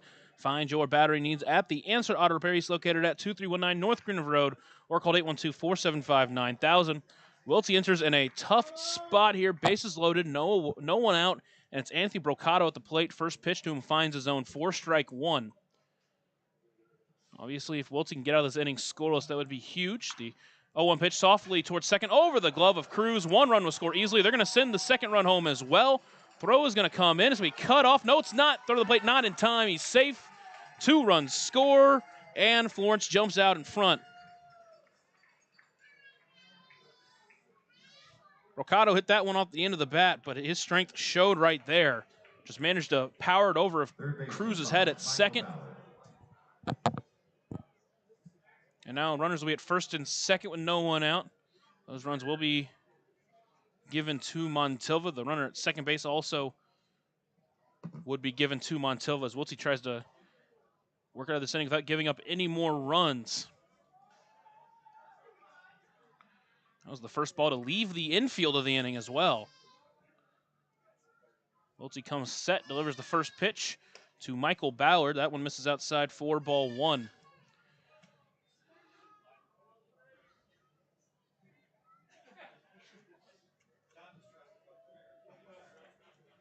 Wiltsey comes set, looks back at second, delivers the 1-0 pitch. That one hit well out to left. Paolini out on it. He's at the track. He's at the wall. He brings it in on the run for out number 1. That one, the ballpark just held that one. Paolini had to make the running catch at the wall.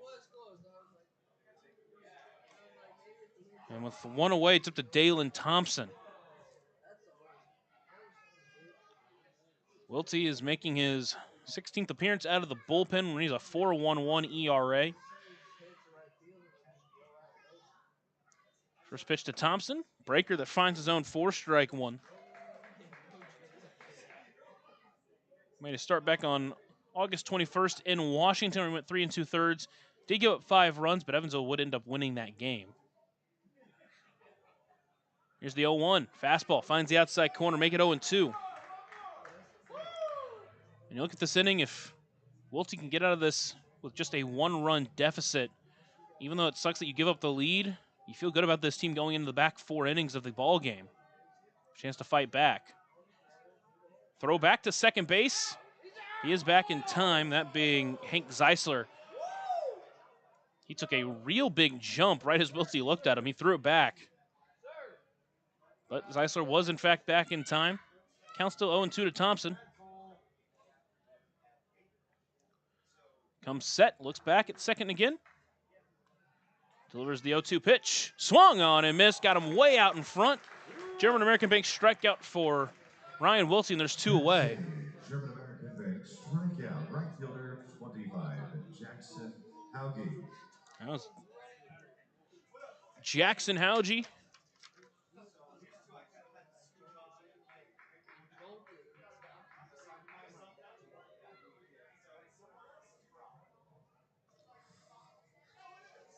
Steps in 0 for 2, a strikeout and a groundout.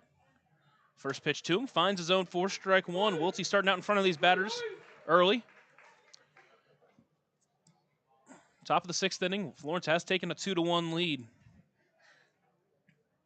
But Wiltsey coming in trying to minimize as much damage as he can. 0-1 pitch taken outside. Evens it up at 1-1. Again, Wiltsey's a reliever. He's been excellent this year. He's been asked to go for some long outings and 15 appearances out of the bullpen. He's gone 35 innings. Here's the 1-1. That one's popped up. It's going to stay in the infield. So trailing into foul territory. Pierce under it, and he brings it in for out number 3.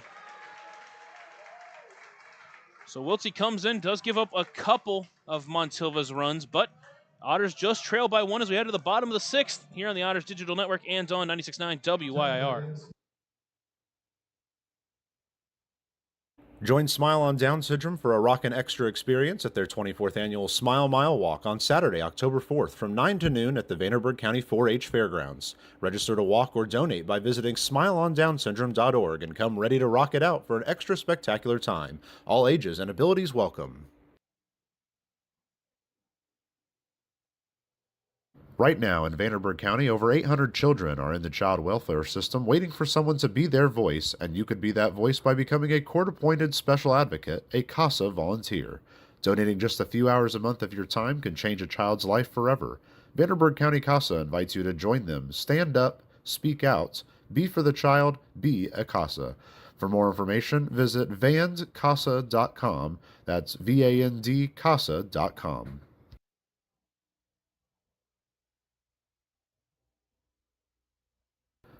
Ballet Indiana is made up of local ballet professionals, dedicated parents, and community members in order to provide unique and life-enriching experiences for hundreds of young dancers, while carrying out their mission to inspire a lifelong appreciation for dance for both our dancers and the Evansville community.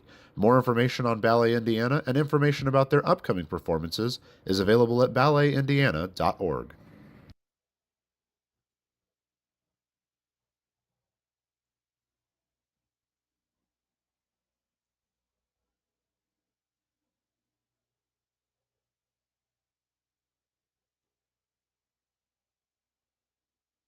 We head to the bottom of the 6th inning. JT Benson steps in trying to lead off this inning in the right spot. Get JT Benson, LJ Jones, and Keenan Taylor. A good spot of the lineup. Hopefully they can try to figure out Will Karsten here.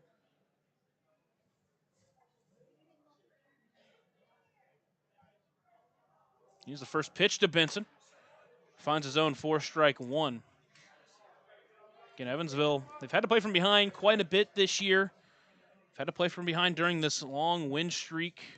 It's a really good part of August, I should say. The 0-1 pitch finds his own, make it 0-2. A couple of fastballs for Karsten as he's pounding the zone early in this at-bat against Benson. Karsten sets and delivers. Ipside, and it hit Benson. Got him on the helmet. Benson will get a base as he takes his time walking down to first. Karsten just lost control of that fastball up and in. Very scary moment because that could have been a lot worse. But for Evansville, you do get a leadoff base runner, and speaking of stolen base threats, you get a great one of your own, and now LJ Jones, he's going to step in with a big spot. His last time up, he came up with the bases loaded, hit the ball well, was just jammed a little bit. Designated hitter, number 20, LJ. As I was saying, you look back at that second inning, that third inning, and you wonder if you're going to look back at that and say, what if? But Evansville, again, who've been playing so well from behind in this month, chance to do that here. First pitch, Benson takes off. Pitch is called a strike. Throw down is not in time. He's safe. Another stolen base for JT Benson. They just can't catch him right now.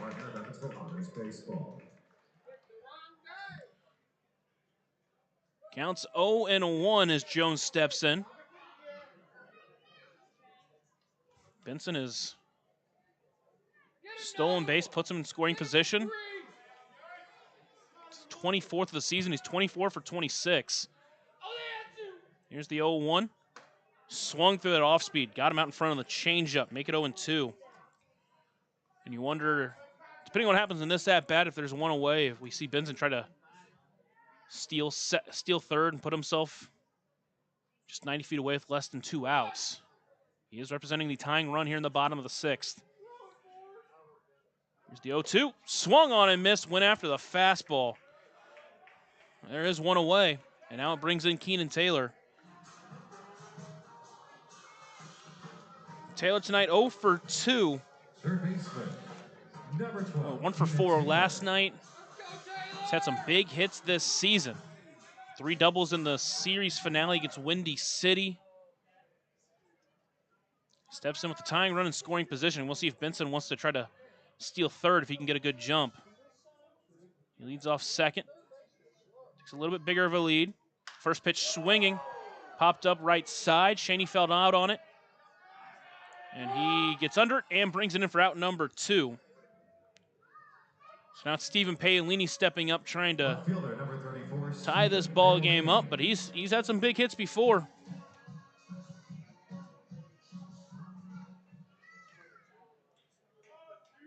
Paolini in his first home game this year had a 3-run shot against Joliet that gave Evansville the lead, changed the trajectory of that ball game. First pitch to him here. He swings and fouls that one up and overhead. An overhead foul ball brought to you by Heads Construction. Choose the best, never regret it. Brought to you by Heads Construction. Choose the best, never regret it. Longest Carson has gone is 2 innings as well. We'll see if he gets out of this inning, if they go back to him in the 7th. Here's the 0-1. That fastball misses high and wide, make it 1-1. And again, what's been so interesting is that Carson on the year has not been great with his accuracy, but he has been able to dime up the zone so far in this outing. 1-1 pitch. That one's lined out to right, just under it though, and Paolini's upset. And on it is Howgie. He brings it in for out number 3. So the Otters get a runner in scoring position, can't score them. They still trail by 1 as we head to the 7th.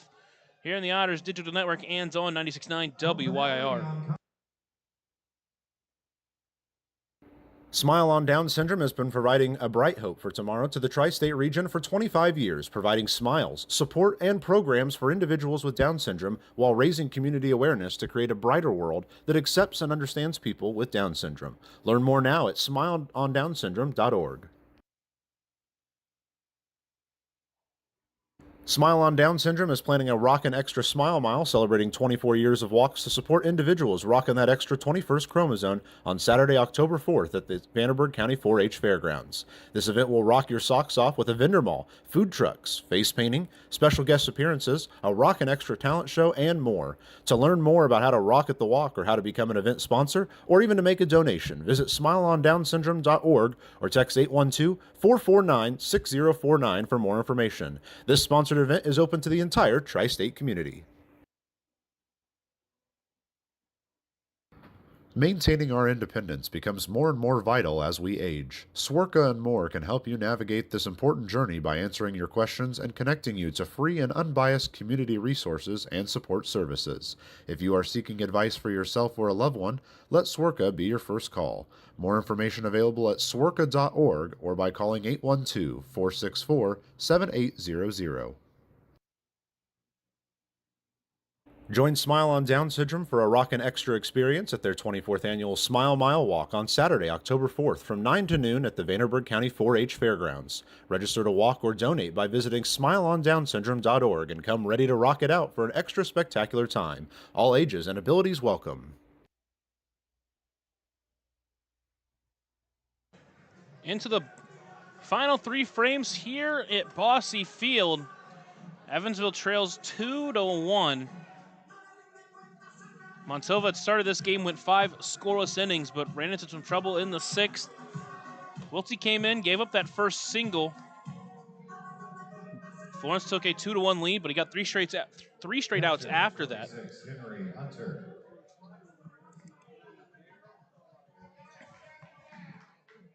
And now he will pitch his first clean inning, starting with Henry Hunter. Hunter's last time up singled. He's 1 for 2 with a flyout. He's hit the ball well so far tonight. Wiltsey, short wind, and delivers the first pitch. Big swing, he fouls that one off. He'll start behind 0-1.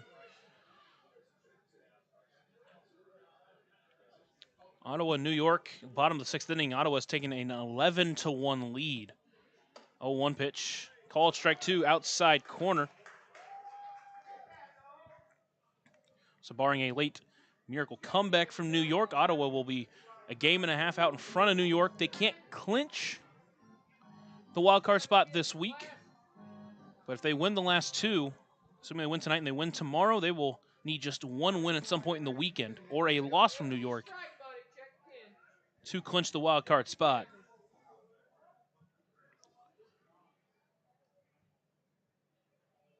Here's the 0-2 pitch to Hunter. Swung on and missed, went after the curveball. There's one away. Second German-American Bank strikeout for Ryan Wiltsey. To the ninth hitter, Dylan Baker, who's popped up and flown out. Washington still up 6-1 over Joliet. Windy City still trailing Schaumburg 4-0. Those teams still trying to stay in line with their division rivals who both won earlier in the day.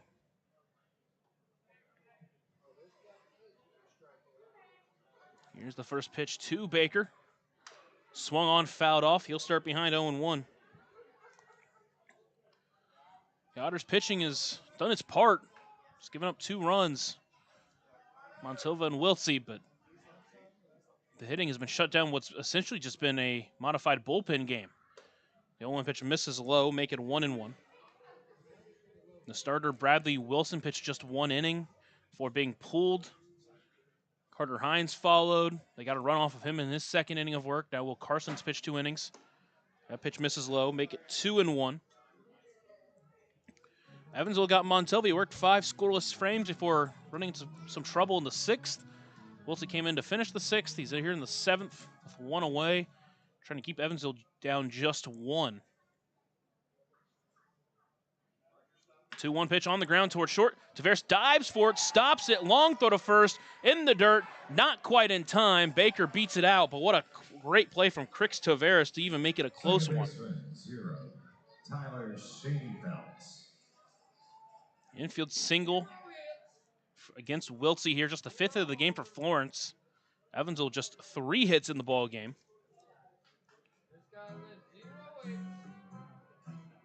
They have earned a couple of walks, however. So has Florence.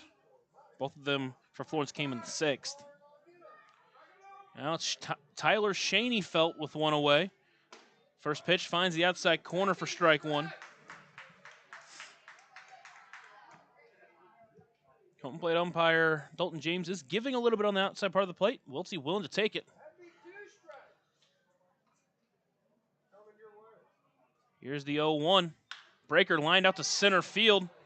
Brown out, now coming in a little bit and bringing in 4 out, number 2.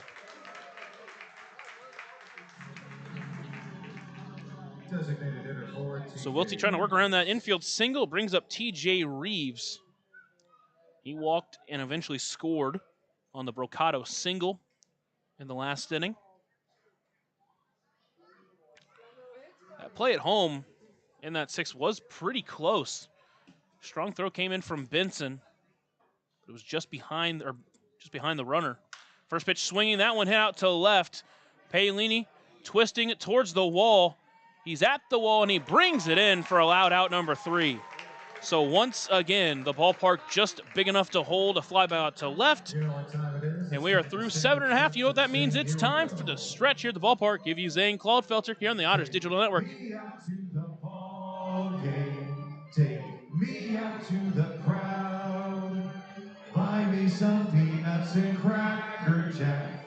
I don't care if I never get back, and we'll root for the Otters. If they don't win, it's a shame. For it's 1, 2, 3 strikes, you're out at the old ball game. Nicely done. Let's get some runs.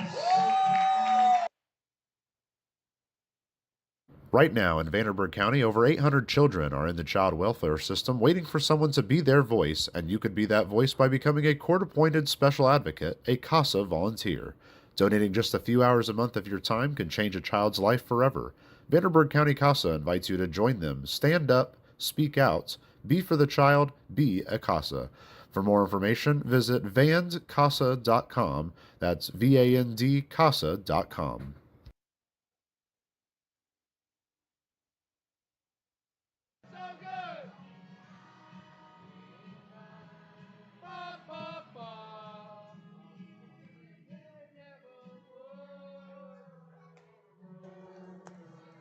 We head into the bottom of the 7th inning here at Bosse. Evansville trailing 2-1.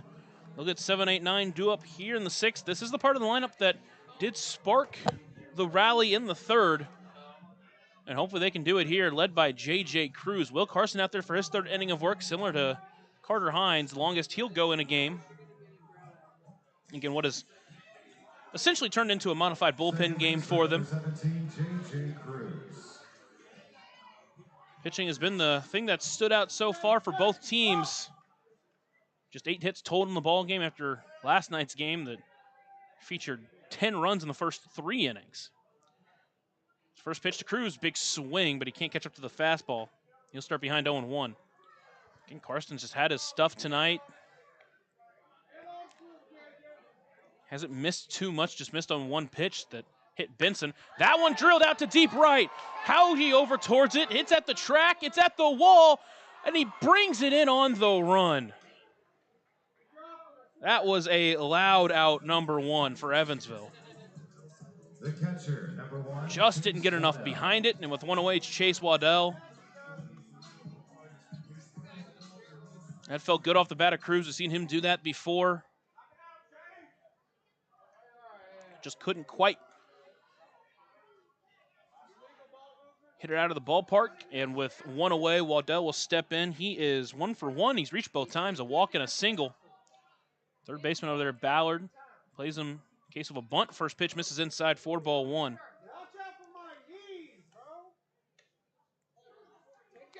Again, this bottom part of the lineup has been excellent. Waddell has reached both times.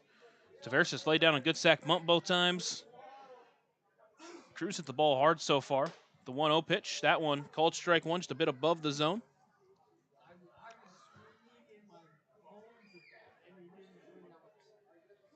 Again, this is the part of the lineup that rallied in the 3rd. 1-1 pitch out in front of the off speed, fouls it off to the right side, make it 1-2. Otters do have some action out in the bullpen as well.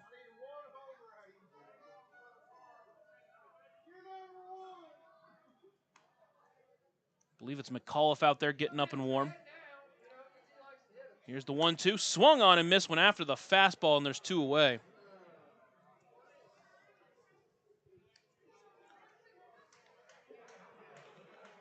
Shortstop, number 18, Crix Tavares. And to the 9-0 hitter, it's Crix Tavares. He steps in looking to get his first step out of the game. A couple of sack bunts for him. First pitch, checked his swing. Missed low for ball 1. Looks to try to extend this 7th inning, start a 2-out rally. We've seen Evansville go on some late 2-out rallies. Anyone at the top of the lineup can send 1 deep. 1-0 pitch, big swing at the fastball, but he comes up empty, make it 1-1. Again, you're always with the tying run at the plate right now.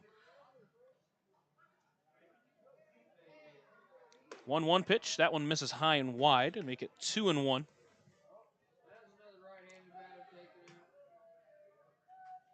Get the top of the lineup due up next, whether it's in this inning or the next. The Otters trying to fight from behind once again. They've won 11 of 12. 2-1, that one's hit well out to right, sending Hauge over. Still going over, that one's gonna get up and over his head. That one's gonna get down and get to the wall. Tavares into second base. And a 2-out Deerhead double-decker double for Crix Tavares. Puts a runner in scoring position for the Edward Jones leadoff batter of the game, Dennis Pierce. Edward Jones leadoff batter, first baseman, number 10, Dennis Pierce. 95 miles per hour off the bat. Sent that one out 373 feet, just missed tying the ball game. But he is the tying run in scoring position.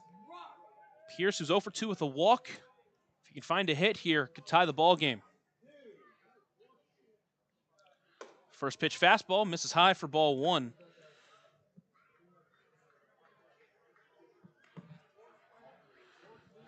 Again, Evansville's had a couple of chances with runners in scoring position. They had Benson in scoring position in the 6th. They had the bases loaded back in the 3rd. 1-0, that one's lined to left. That's gonna get through for a base hit. They're gonna wave Tavares home. Throw's gonna come in to the plate. It is Not in time. Tavares gets in safe. He avoids a tag. And this game is tied as Rhodes immediately comes in to talk about the call. Tavares able to get under the slide. This ball game is tied. Pierce up to second base, and now the go-ahead run is in scoring position. Was a strong throw from Brocato. It did beat the throw at the did beat Tavares to the plate. But again, his slide came under the tag.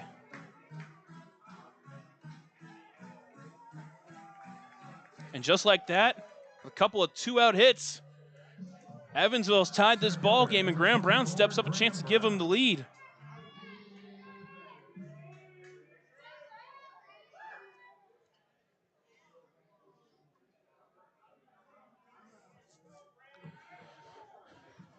Brown already has an RBI single in this game, one of the two RBIs for Evansville. Carson now trying to make sure this game stays tied. First pitch, check swing on a line towards second and brought in on a dive from Schoenfeld. Weird way to end the inning. But the Otters do tie the ball game up. We are all knotted up going into the eighth here on the Otters Digital Network and on 96.9 WYIR. Smile on Down Syndrome is celebrating 25 years of serving smiles to the Tri-States Down Syndrome community. Not only do we offer programming and support services, we sponsor annual events that give people with Down syndrome opportunities to be stars of the show at our World Down Syndrome Day Ice Cream Social and Talent Show, Christmas dinner, and our Smile Mile, which is a day celebrating our Down syndrome community, their families that involve the entire tri-state community, and the highlight of the year when individuals with Down syndrome really shine like a star among smiling supporters. Learn more and find your way to get involved and show your support at smileondownsyndrome.org. Ballet Indiana is made up of local ballet professionals, dedicated parents, and community members in order to provide unique and life-enriching experiences for hundreds of young dancers, while carrying out their mission to inspire a lifelong appreciation for dance for both our dancers and the Evansville community. More information on Ballet Indiana and information about their upcoming performances is available at balletindiana.org. Otters call to the bullpen is Nick McAuliffe. McAuliffe on the mound. Behind the plate is Chase Waddell. That pitcher and catcher battery is sponsored by the Insert Auto Repairs, located at 2319 North Grand River Road, or called 812-475-9000. He enters in a tied ball game. So we head to the top of the eighth inning. Evansville continues to play well from behind and hasn't left them yet.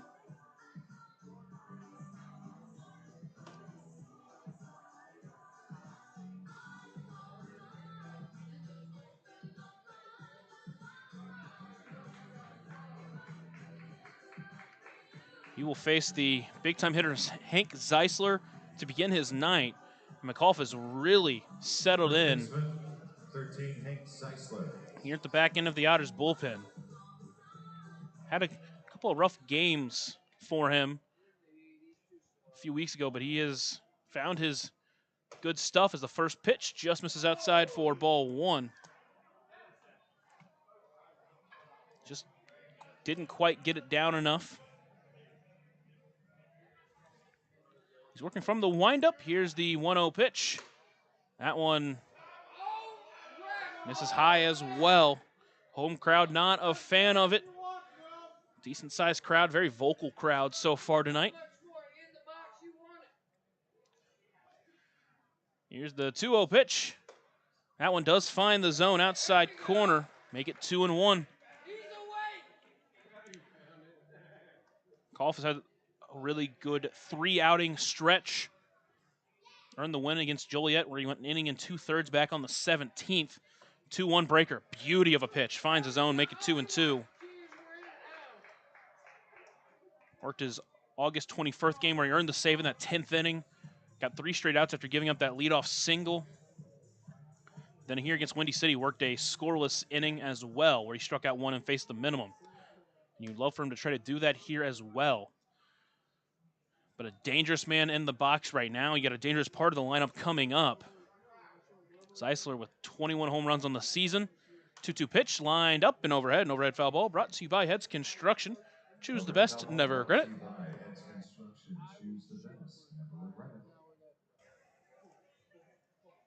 Count still 2-2. McAuliffe tasked with working a scoreless 8th inning. The 2-2 pitch swung on and missed. Got him on the changeup. There's one away. German American Bank strikeout for Nick McAuliffe to begin the 8th inning. Now brings in Anthony Brocato, his single back in the 4th. Got 2 runs on the board for Florence. It was a knuckler just over the head of J.J. Cruz. It came with the bases loaded and no one out. Then Wiltsey, after that, really locked in, settled in, and got out of the inning without giving up any more damage. First pitch fastball. Can't quite catch up to it. He starts behind 0-1. See McAuliffe get up to 92, 93, even 94 this year. He's at his best, or he's able to locate that fastball. It sets up his off-speed pitch so well. The 0-1 up the middle. That's going to get through for a base hit. Back-to-back hits for Brocato in this game. It's a 1-out base runner on for Michael Ballard. He's 1 for 3 with a single. He just missed a home run in his last at-bat. A couple of those have come off the bat for Florence.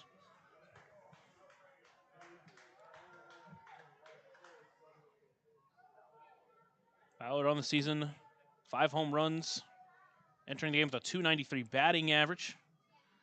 First pitch to him, fastball that misses high, 4-1.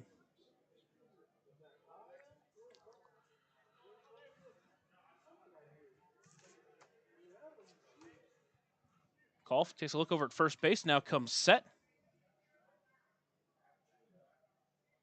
Taking his time, now delivering the 1-0 pitch, a breaker. Beauty of a pitch that ends up in the zone and evens up the count at 1-1.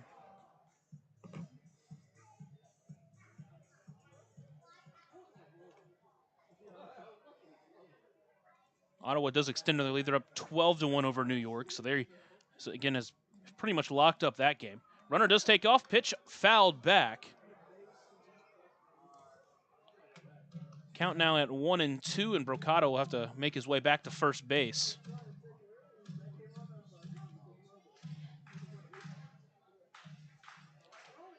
Brocato does not have a stolen base attempt on the year.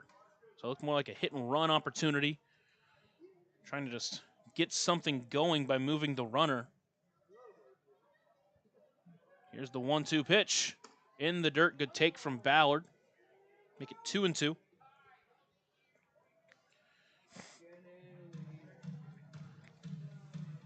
Mentioned that this is Ballard's first professional season after spending a couple of years with Louisiana Tech and the Bulldogs. Played 57 games for them this spring. Here's the 2-2. Swung on and missed. Went after the fastball. There's 2 away. German American Bank strikeout for Nick McAuliffe. A big second out of the inning. And now brings in Dalen Thompson.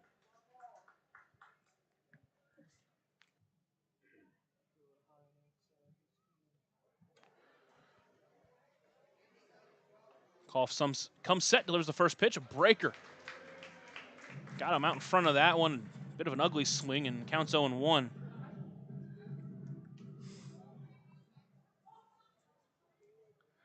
Thompson, the 22-year-old, played 4 years for the Campbell Fighting Camels. Here's the 0-1 pitch. Brocato takes off. Pitch misses high. Throw down is not in time. Brocato gets in with his first stolen base of the year. A very close play. But it goes the way for Florence, and now they have a runner in scoring position with 2 away.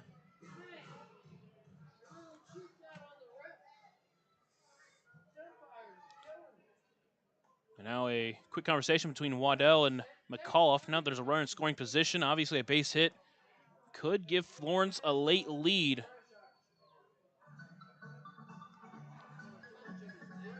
A couple of strikeouts so far in the inning, sandwiching a single from Brocato. That stolen base. And again, in a game like this that has been so low scoring, it's been so pitcher friendly.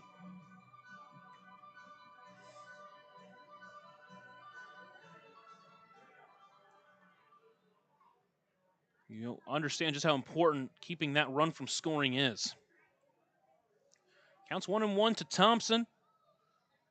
His 30th game as a Yaw Awaits the 1-1 pitch. Breaker swings through that one. He's got him at 1 and 2. Both of those breakers have got him swinging low and below the zone.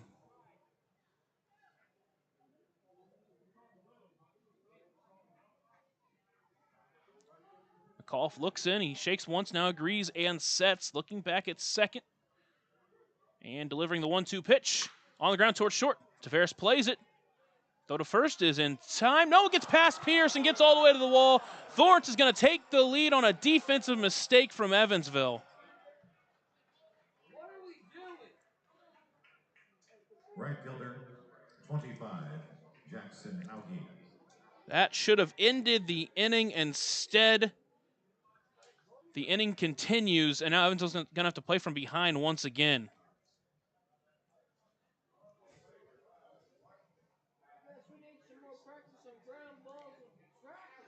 It's a play that Pierce has to make over at first.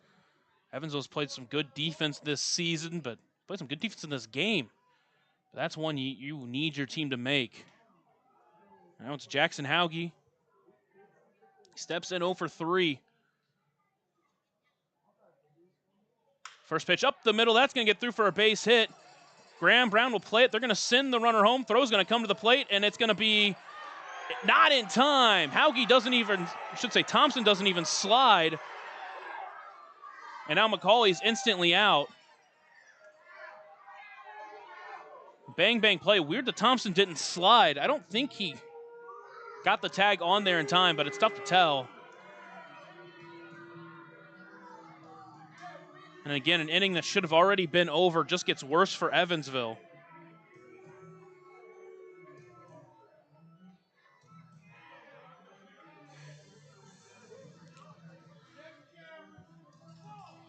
Now Evansville's going to play from behind 2 tonight.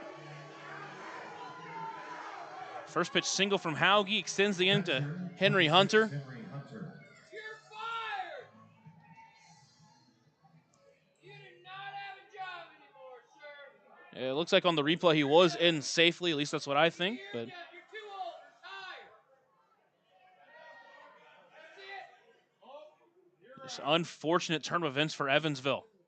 First pitch to Hunter, misses low for ball 1. At this point in the game, though, you got to make sure things don't get worse. You've got a great offense that can put up runs in a hurry, and I think they just threw out McCauley, still chirping over the umpire. And here comes McCauley to get his money's worth, because that, obviously he's been upset. He's upset with that last call. At this point in the game as well, you hope maybe it gives the team some fire, just because you're going to have to score some runs.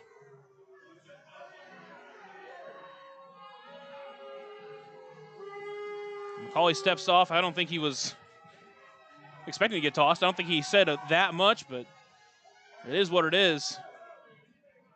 How much they give you,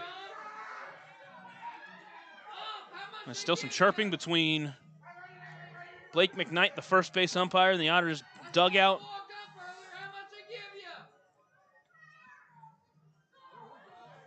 Dalton James was the one that initially tossed McCauley. He had a few words with him, then kind of stepped away as Blake McKnight came to talk with him.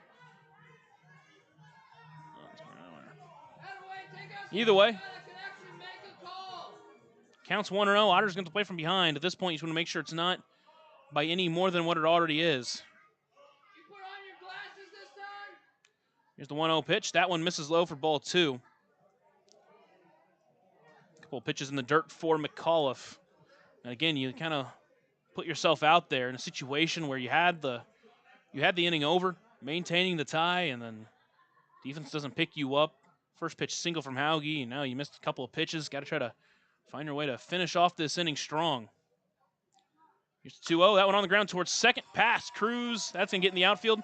Hauge rounding second, heading for third. Throw's going to come into second base, and now that puts runners on the corners. Still 2 away in this inning.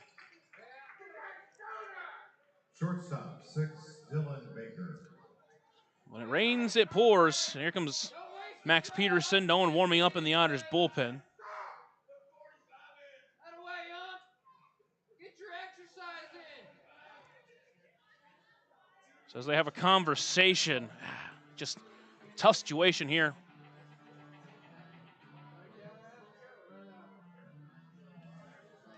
At this point, like I said, you just got to be able to get out of this inning, get this final out, keep your offense within striking distance. You're still within a single or a walk and then a blast, and this team has shown the ability to do that. So just got to make sure it stays where it's at. Don't make it any worse. But you got to get this guy here. Dylan Baker, who is 1 for 3. He singled his last time up. It was an infield single.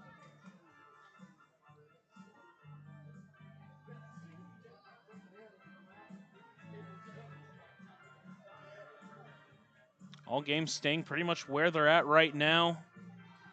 In line for Washington to stay just 1 game back of Lake Erie. Schaumburg to stay 3 games out in front of Gateway. Here's the first pitch. Runner takes off. Pitch is called a strike. Not even going to get a throw down. So they'll give the stolen base to Hunter. Count is 0-1 to Baker.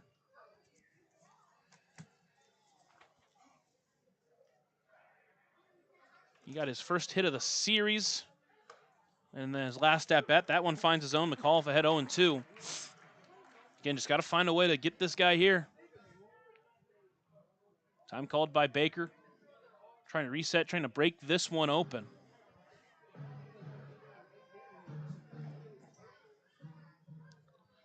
Steps back in. McAuliffe looking in, coming set. And delivering the 0-2 pitch. Fastball taken outside. Couldn't quite find the zone, make it 1-2. Very cool here at the ballpark. Second to last home game of the 2025 season.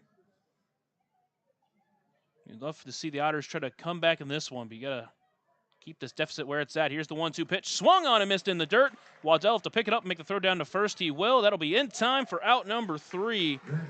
The German-American makes strikeout for Nick McAuliffe, but the defense lets him down a couple of runs, end up scoring. And now Evansville has to play from behind 2. So we head into the bottom of the 8th here on the Otters Digital Network and on 96.9 WYIR. Smile on Down Syndrome has been providing a bright hope for tomorrow to the tri-state region for 25 years, providing smiles, support, and programs for individuals with Down syndrome while raising community awareness to create a brighter world that accepts and understands people with Down syndrome. Learn more now at smileondownsyndrome.org.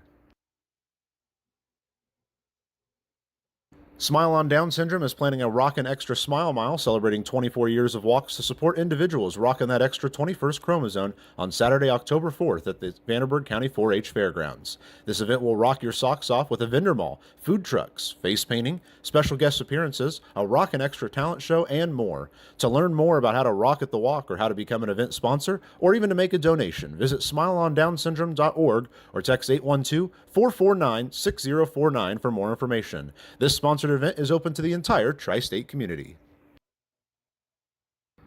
Maintaining our independence becomes more and more vital as we age. Swerka and More can help you navigate this important journey by answering your questions and connecting you to free and unbiased community resources and support services. If you are seeking advice for yourself or a loved one, let Swerka be your first call. More information available at swerka.org or by calling 812-464-7800.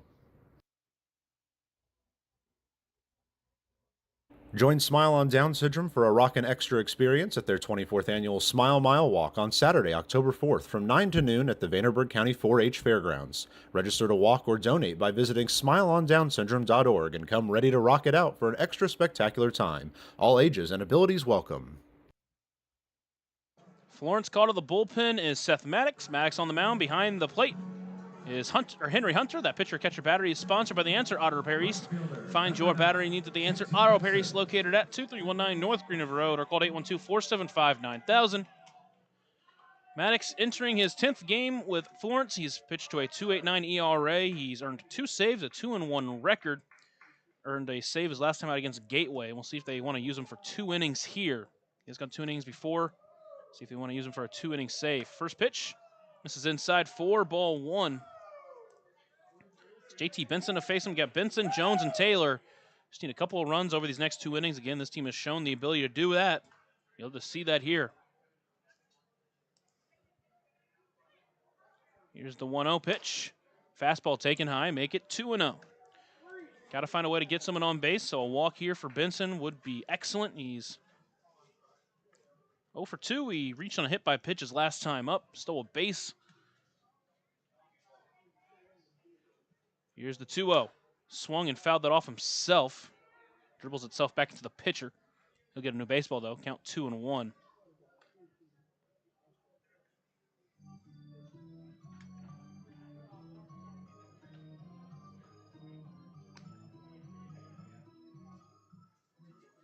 Maddox in his first season of pro ball finished up his college career this spring with Oregon of the Big Ten.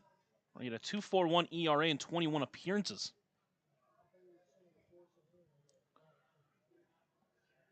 Here's the 2-1 pitch. That one hit well out to left center. That one's sending Thompson over towards it. Finds his way under and brings it in for out number 1.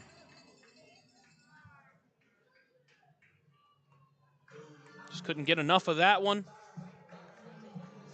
And with one away, it's up to L.J. Jones. L.J. Jones.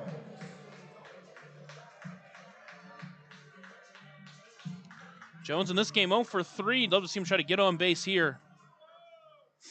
Try to get some kind of rally going against Maddox.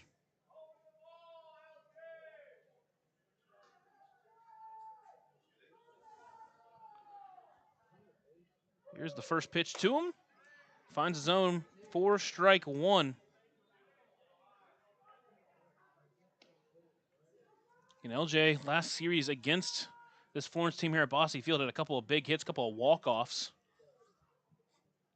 The 0-1 fouled off directly back. He's behind 0-2.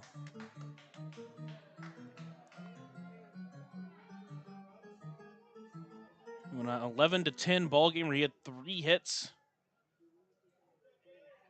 They went down by 2 in the bottom of the 8th, scored 1 in the 8th, 2 in the 9th to win that game. They've shown the ability to do that then. Can they do that now? Here's the 0-2. Breaker swung on and missed. Jones can't get to it, and there's 2 away. And now it'll be Keenan Taylor due up. Last hope for the Otters here in the 8th. Third baseman, number 12, Keenan Taylor.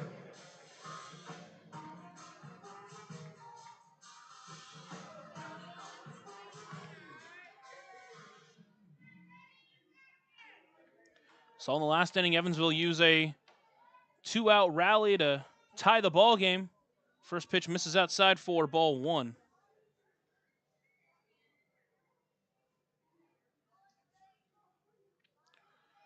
See if they can do that here. You got Taylor and Paolini due up. 1-0 breaker, misses outside, make it 2-0.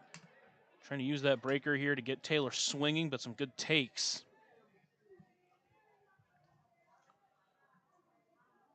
Otters trail 4-2 after 2 runs came in unearned in the last inning. 2-0 fastball, taken high, ball 3. Take a walk here. Taylor tonight, 0 for 3, a strikeout, a flyout, and a pop-out. Again, just finding a way to get on base would be huge. 3-0 pitch inside, ball 4. And a 2-out walk extends the inning and brings the tying run to the plate, and Stephen Paolini. Paolini tonight, he struck out twice looking. His last time up, he just missed hitting a home run. Bring it up again. He's had some clutch hits this season. Very first game here at Bosse Field, hit a 3-run shot that helped Evansville win that game.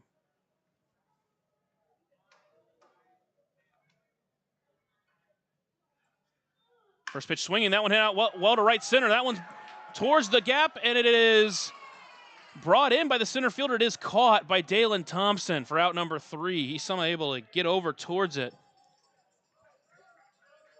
Kind of looked like he dropped it, but they're going to say he caught it out in the outfield, and that is it for out number 3 and for the 8th inning. So Paolini gets a hit taken away from him. He hit that one 104 off the bat. You see the Evansville coach is still upset because they're thinking it was dropped. Well, that's going to do it for the 8th inning. We head to the 9th. Otters going to need 2 runs, but first a scoreless 9th inning here on the Otters Digital Network and on 96.9 WIR. Right now in Vanderburgh County, over 800 children are in the child welfare system waiting for someone to be their voice, and you could be that voice by becoming a court-appointed special advocate, a CASA volunteer. Donating just a few hours a month of your time can change a child's life forever. Vanderburgh County CASA invites you to join them. Stand up, speak out, be for the child, be a CASA. For more information, visit vandcasa.com. That's VAND-CASA.com.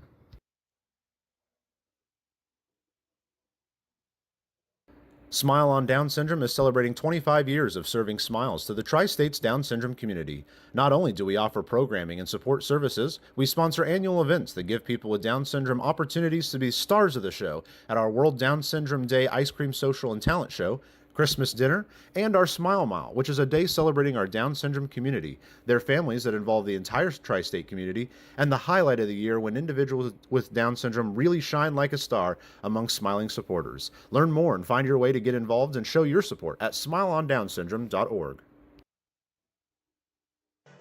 To the 9th inning we go here at Bosse Field. Caught to the bullpen for Evansville is Jackson Maloof. Maloof on the mound, Waddell behind the plate. That pitcher and catcher battery is sponsored by the Answer Auto Repair East. Find your battery needs at the Answer Auto Repair East, located at 2319 North Green River Road, or called 812-475-9000. As Maloof finishes up his warm-up pitches to try to keep this game to a 1-run deficit. Maloof, a couple of outings ago, went 3 scoreless and hitless frames against Washington, giving up just 2 walks. His last time out went 2/3 of an inning, giving up a run on 3 hits against Windy City in Evansville's 9-4 win. He's at the top of the lineup. First, Tyler Shaney felt first pitch breaker, finds the outside corner for strike 1. And his job is to get the Otters back to bat in the 9th inning, still down by 2. Next pitch, squares and bunt, pulls it back. Doesn't quite get the call, make it 1-1. Again, we've seen Shaney felt, even if it's just a decent bunt, his speed is plenty to get to first. 1-1 breaker, finds his own middle, make it 1-2. Maloof has shown the ability to drop in that breaker with excellent precision. Time now called. It's gone breaker, fastball, breaker. That fastball was well placed too, just didn't quite get the call. Maloof sets, delivers the 1-2 pitch. Called strike 3, outside corner. German American Bank strikeout for Maloof, and there's 1 away.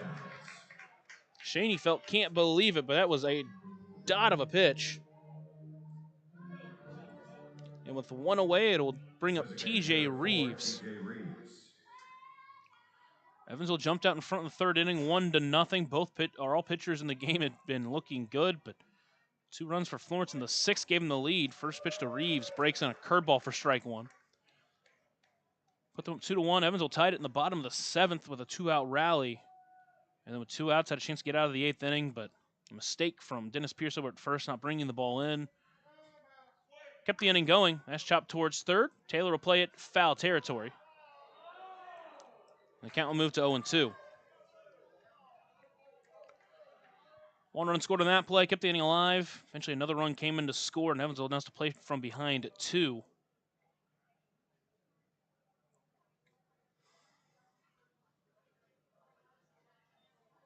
That is a costly error right now for Evansville. Here's the 0-2 pitch on the ground towards second, past J.J. Cruz, and into right field for a 1-out hit to set up Hank Zeisler. First baseman, 13, Hank Zeisler.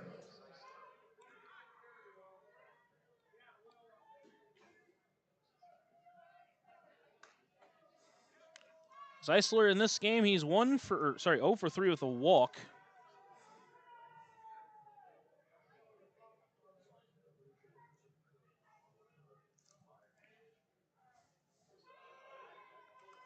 First move over to first base just to check on Reeves, nothing doing.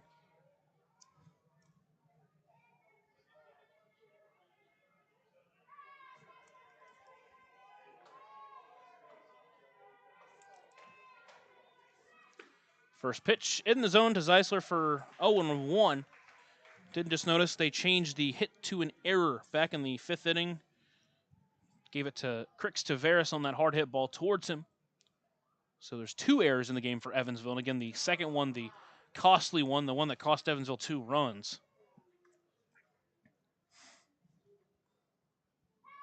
Maloof trying to work around that 1-out single. He's got Zeisler at 0-1. He comes set and delivers the 0-1 pitch. Lined out to left, but in foul territory, and make it a 1-2 or an 0-2 count.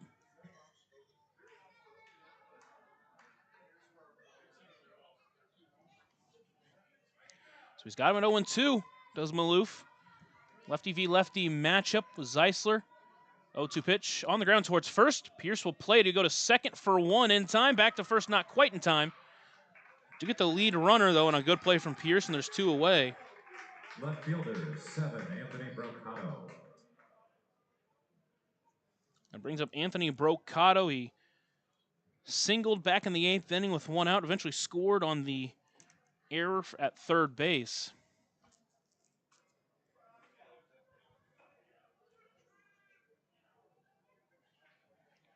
Here's the first pitch to him. Breaker. Just missed a bit low for ball 1.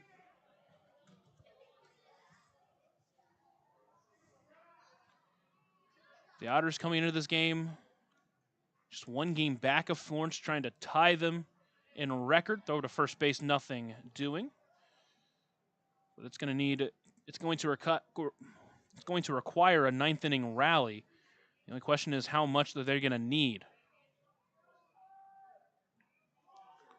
Here's the 1-0. Runner takes a big jump, then goes back. Pitch missed. It's 2-0.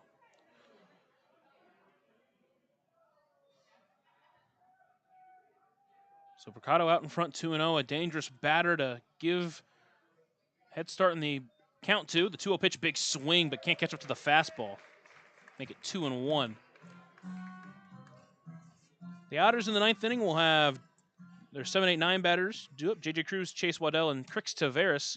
They are the part of the lineup that started the rally in the 3rd. Broken bat towards 3rd. Taylor plays it. Strong throw to first in time. And that will do it for the 9th inning. And of course, broken bat there means wood. More wood for the fireplace. Get your wood at Niehaus Lumber. And to the bottom of the 9th, Otters need a rally here on the Otters Digital Network and on 96.9 WYIR. Ballet Indiana is made up of local ballet professionals, dedicated parents, and community members in order to provide unique and life-enriching experiences for hundreds of young dancers, while carrying out their mission to inspire a lifelong appreciation for dance for both our dancers and the Evansville community.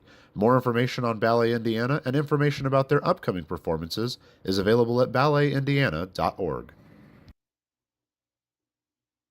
Smile on Down Syndrome has been providing a bright hope for tomorrow to the tri-state region for 25 years, providing smiles, support, and programs for individuals with Down syndrome while raising community awareness to create a brighter world that accepts and understands people with Down syndrome. Learn more now at smileondownsyndrome.org.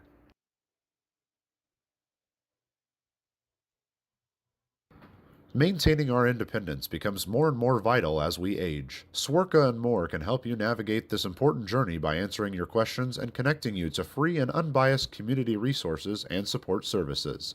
If you are seeking advice for yourself or a loved one, let Swerka be your first call. More information available at swerka.org or by calling 812-464-7800.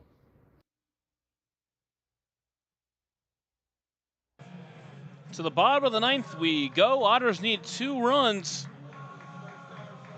They will bring their 7, 8, 9 batters to the plate. At least due up. It's J.J. Cruz, Chase Waddell, and Crix Tavares. Number 17, J.J. Cruz. On the bench tonight is Cohen Wilbanks, Justin Felix, and Daryl Jackson. We'll see if at some point they want to dip into that. But J.J. Cruz so far, he's 1 for 3 with a single back in the 3rd. Again, that's what started that rally in the 3rd that got them a run. Here's the first pitch to him. Big swing at the changeup. Starts behind 0-1. Maddox so far on the mound. That first inning used a lot of off-speed pitches. Did walk Taylor. Give up that hard hit ball to Paolini that nearly dropped. 0-1 pitch. Goes the fastball, finds the zone at the knees, make it 0-2. Now Cruz is going to fight from behind in this at-bat, and again, at this point, the goal is to get on base. Got to find a way to get on base. Here's the 0-2 pitch. That one misses low. Great take there from Cruz. Make it 1-2.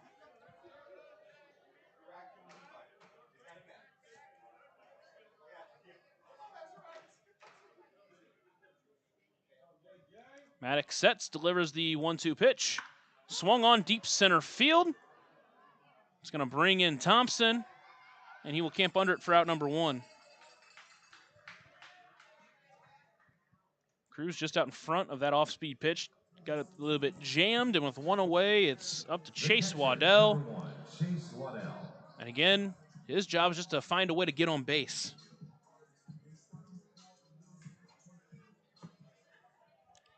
He's 1 for 2. He's reached base twice. If they can find a way to set the top of the lineup up, be a huge step in the right direction. Here's the first pitch to Waddell. Big swing, but it can't catch up to the fastball. He's behind 0-1. Maddox during his time, really during baseball, not a high strikeout rate. Just a 7.6 during college.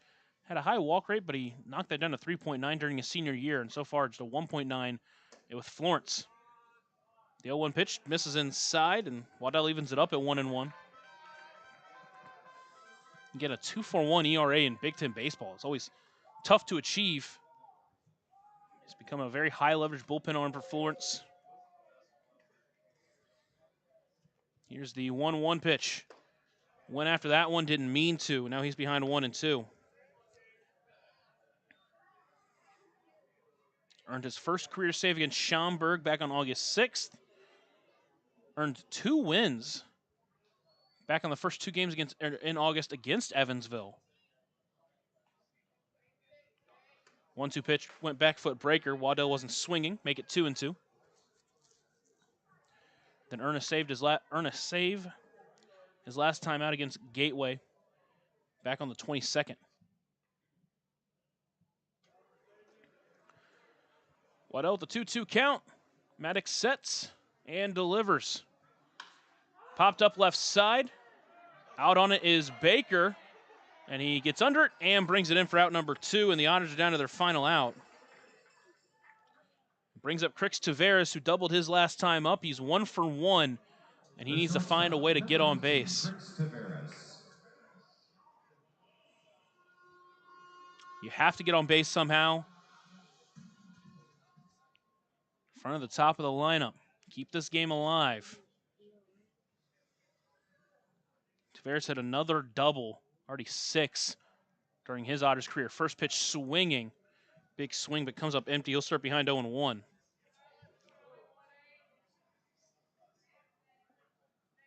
Difference right now is the error that would have ended the 8th inning.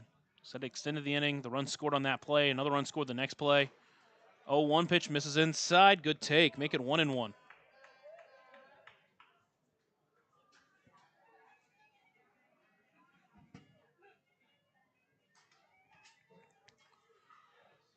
Maddox on the mound. He comes set. Delivers the 1-1 pitch. On the line towards second. Schoenfeld able to get it on the bounce. Throw to first in time. And that is how Florence gets their first win here at Bosse Field in 2025. On the back of a big defensive mistake in the 8th inning, and that's what sunk the Otters. Talk about that and more on the Papa John's postgame show after a short break here on the Otters Digital Network and on 96.9 WYIR.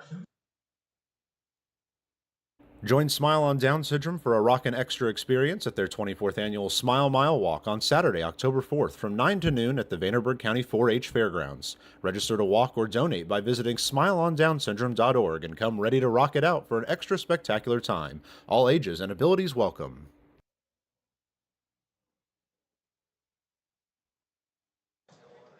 So the Otters fall to Florence 4-2. It's the first time Florence wins here in Bosse Field in 2025. And now they will come back tomorrow with a rubber match against these two teams. Welcome to the Papa John's postgame show. Remember that Papa John's is the official sponsor of the Otters pregame and postgame shows, available every game night, 20 minutes before and 10 minutes after each Otters game on the Otters Digital Network, the Home Team Network, and on 96.9 WYIR. Evansville got a really good start from Montova, pitched 5 scoreless innings, including 5 strikeouts in the first 2. Then went out for the 6th, gave up 3 straight base runners, a single and a couple of walks before he ended up leaving. Evansville did jump out in front after a leadoff single and a walk between Cruz and Waddell. After a sacked bunt and a Pierce walk, Graham Brown singled, scored the first run of the game, but fortunately for Evansville, they would leave the bases loaded. And I was mentioning that as the inning ended. You look back at that 3rd inning, and you didn't want to look back at that inning and ask what if, but fortunately you do. Bases loaded, just one away for JT Benson and LJ Jones, 2 of your best hitters, arguably your best hitters in the lineup. Benson grounds out, does reach to break up the double play. No runs score there, and then LJ Jones, he hits the ball well, but gets jammed a little bit, doesn't score a run, and you only end up with a 1-0 lead. Montova works for a while, but in that 6th inning, left the bases loaded. Wiltsey gave up a first batter. He saw a single up the middle to Brocado that just found its way over the head of J.J. Cruz. Ended up giving Florence the lead. Evansville, though, they did come from behind. A 2-out rally in the 7th inning after a Crix Tavares double and then a Dennis Pierce single tied the ball game up. And at that point, it felt like this is another big chance for the Otters to come from behind. You go to the 8th inning. McAuliffe gets a couple of strikeouts alongside a hit, a stolen base for Brocado, and then a ground ball to short off the bat of Dalen Thompson. Looks like it's going to end the inning, but instead the throw over. Pierce can't handle it. Ball gets by. The go-ahead run scores. Next batter that McAuliffe faces a single up the middle that scores the 2nd run of the inning, and then Evansville from that point has to play from behind. And unfortunately, they got the tying run to the plate at the bottom of the 8th, but couldn't score him after a ball was really well hit off the bat of Paolini. And the 9th inning, they go down 1-2-3 to end the ball game. Ryan Wiltsey on the night looked good. Couple of hits in 2 innings, couple of strikeouts, didn't give up any runs. McAuliffe again looked good. Gave up 3 hits, 2 runs. Neither of them were earned and struck out 3. And Jackson Maloof pitched a scoreless 9th inning. He looked good in that one as well. That'll do it for the ballpark here. Evansville loses 4-2. I believe the winning pitcher will be Will Karsten. Losing pitcher should be, unfortunately, Nick McAuliffe. An unfortunate loss for him, but one that will be given to him. And the Otters go home winless. But on the bright side, they get Braden Scott tomorrow to what would more than likely finish up his 2025 campaign that has been so excellent. Enters with a Frontier leading 143 strikeouts on the season. He's the all-time franchise leader in strikeouts. He's the single-season record holder now in strikeouts. And he gets a chance to end off 2025 at home on a high note as we get set for the final home game of 2025 tomorrow night, same place, same time. But until then, it's Lucas Macklin signing off. And as always, Otters fans, have a blessed night.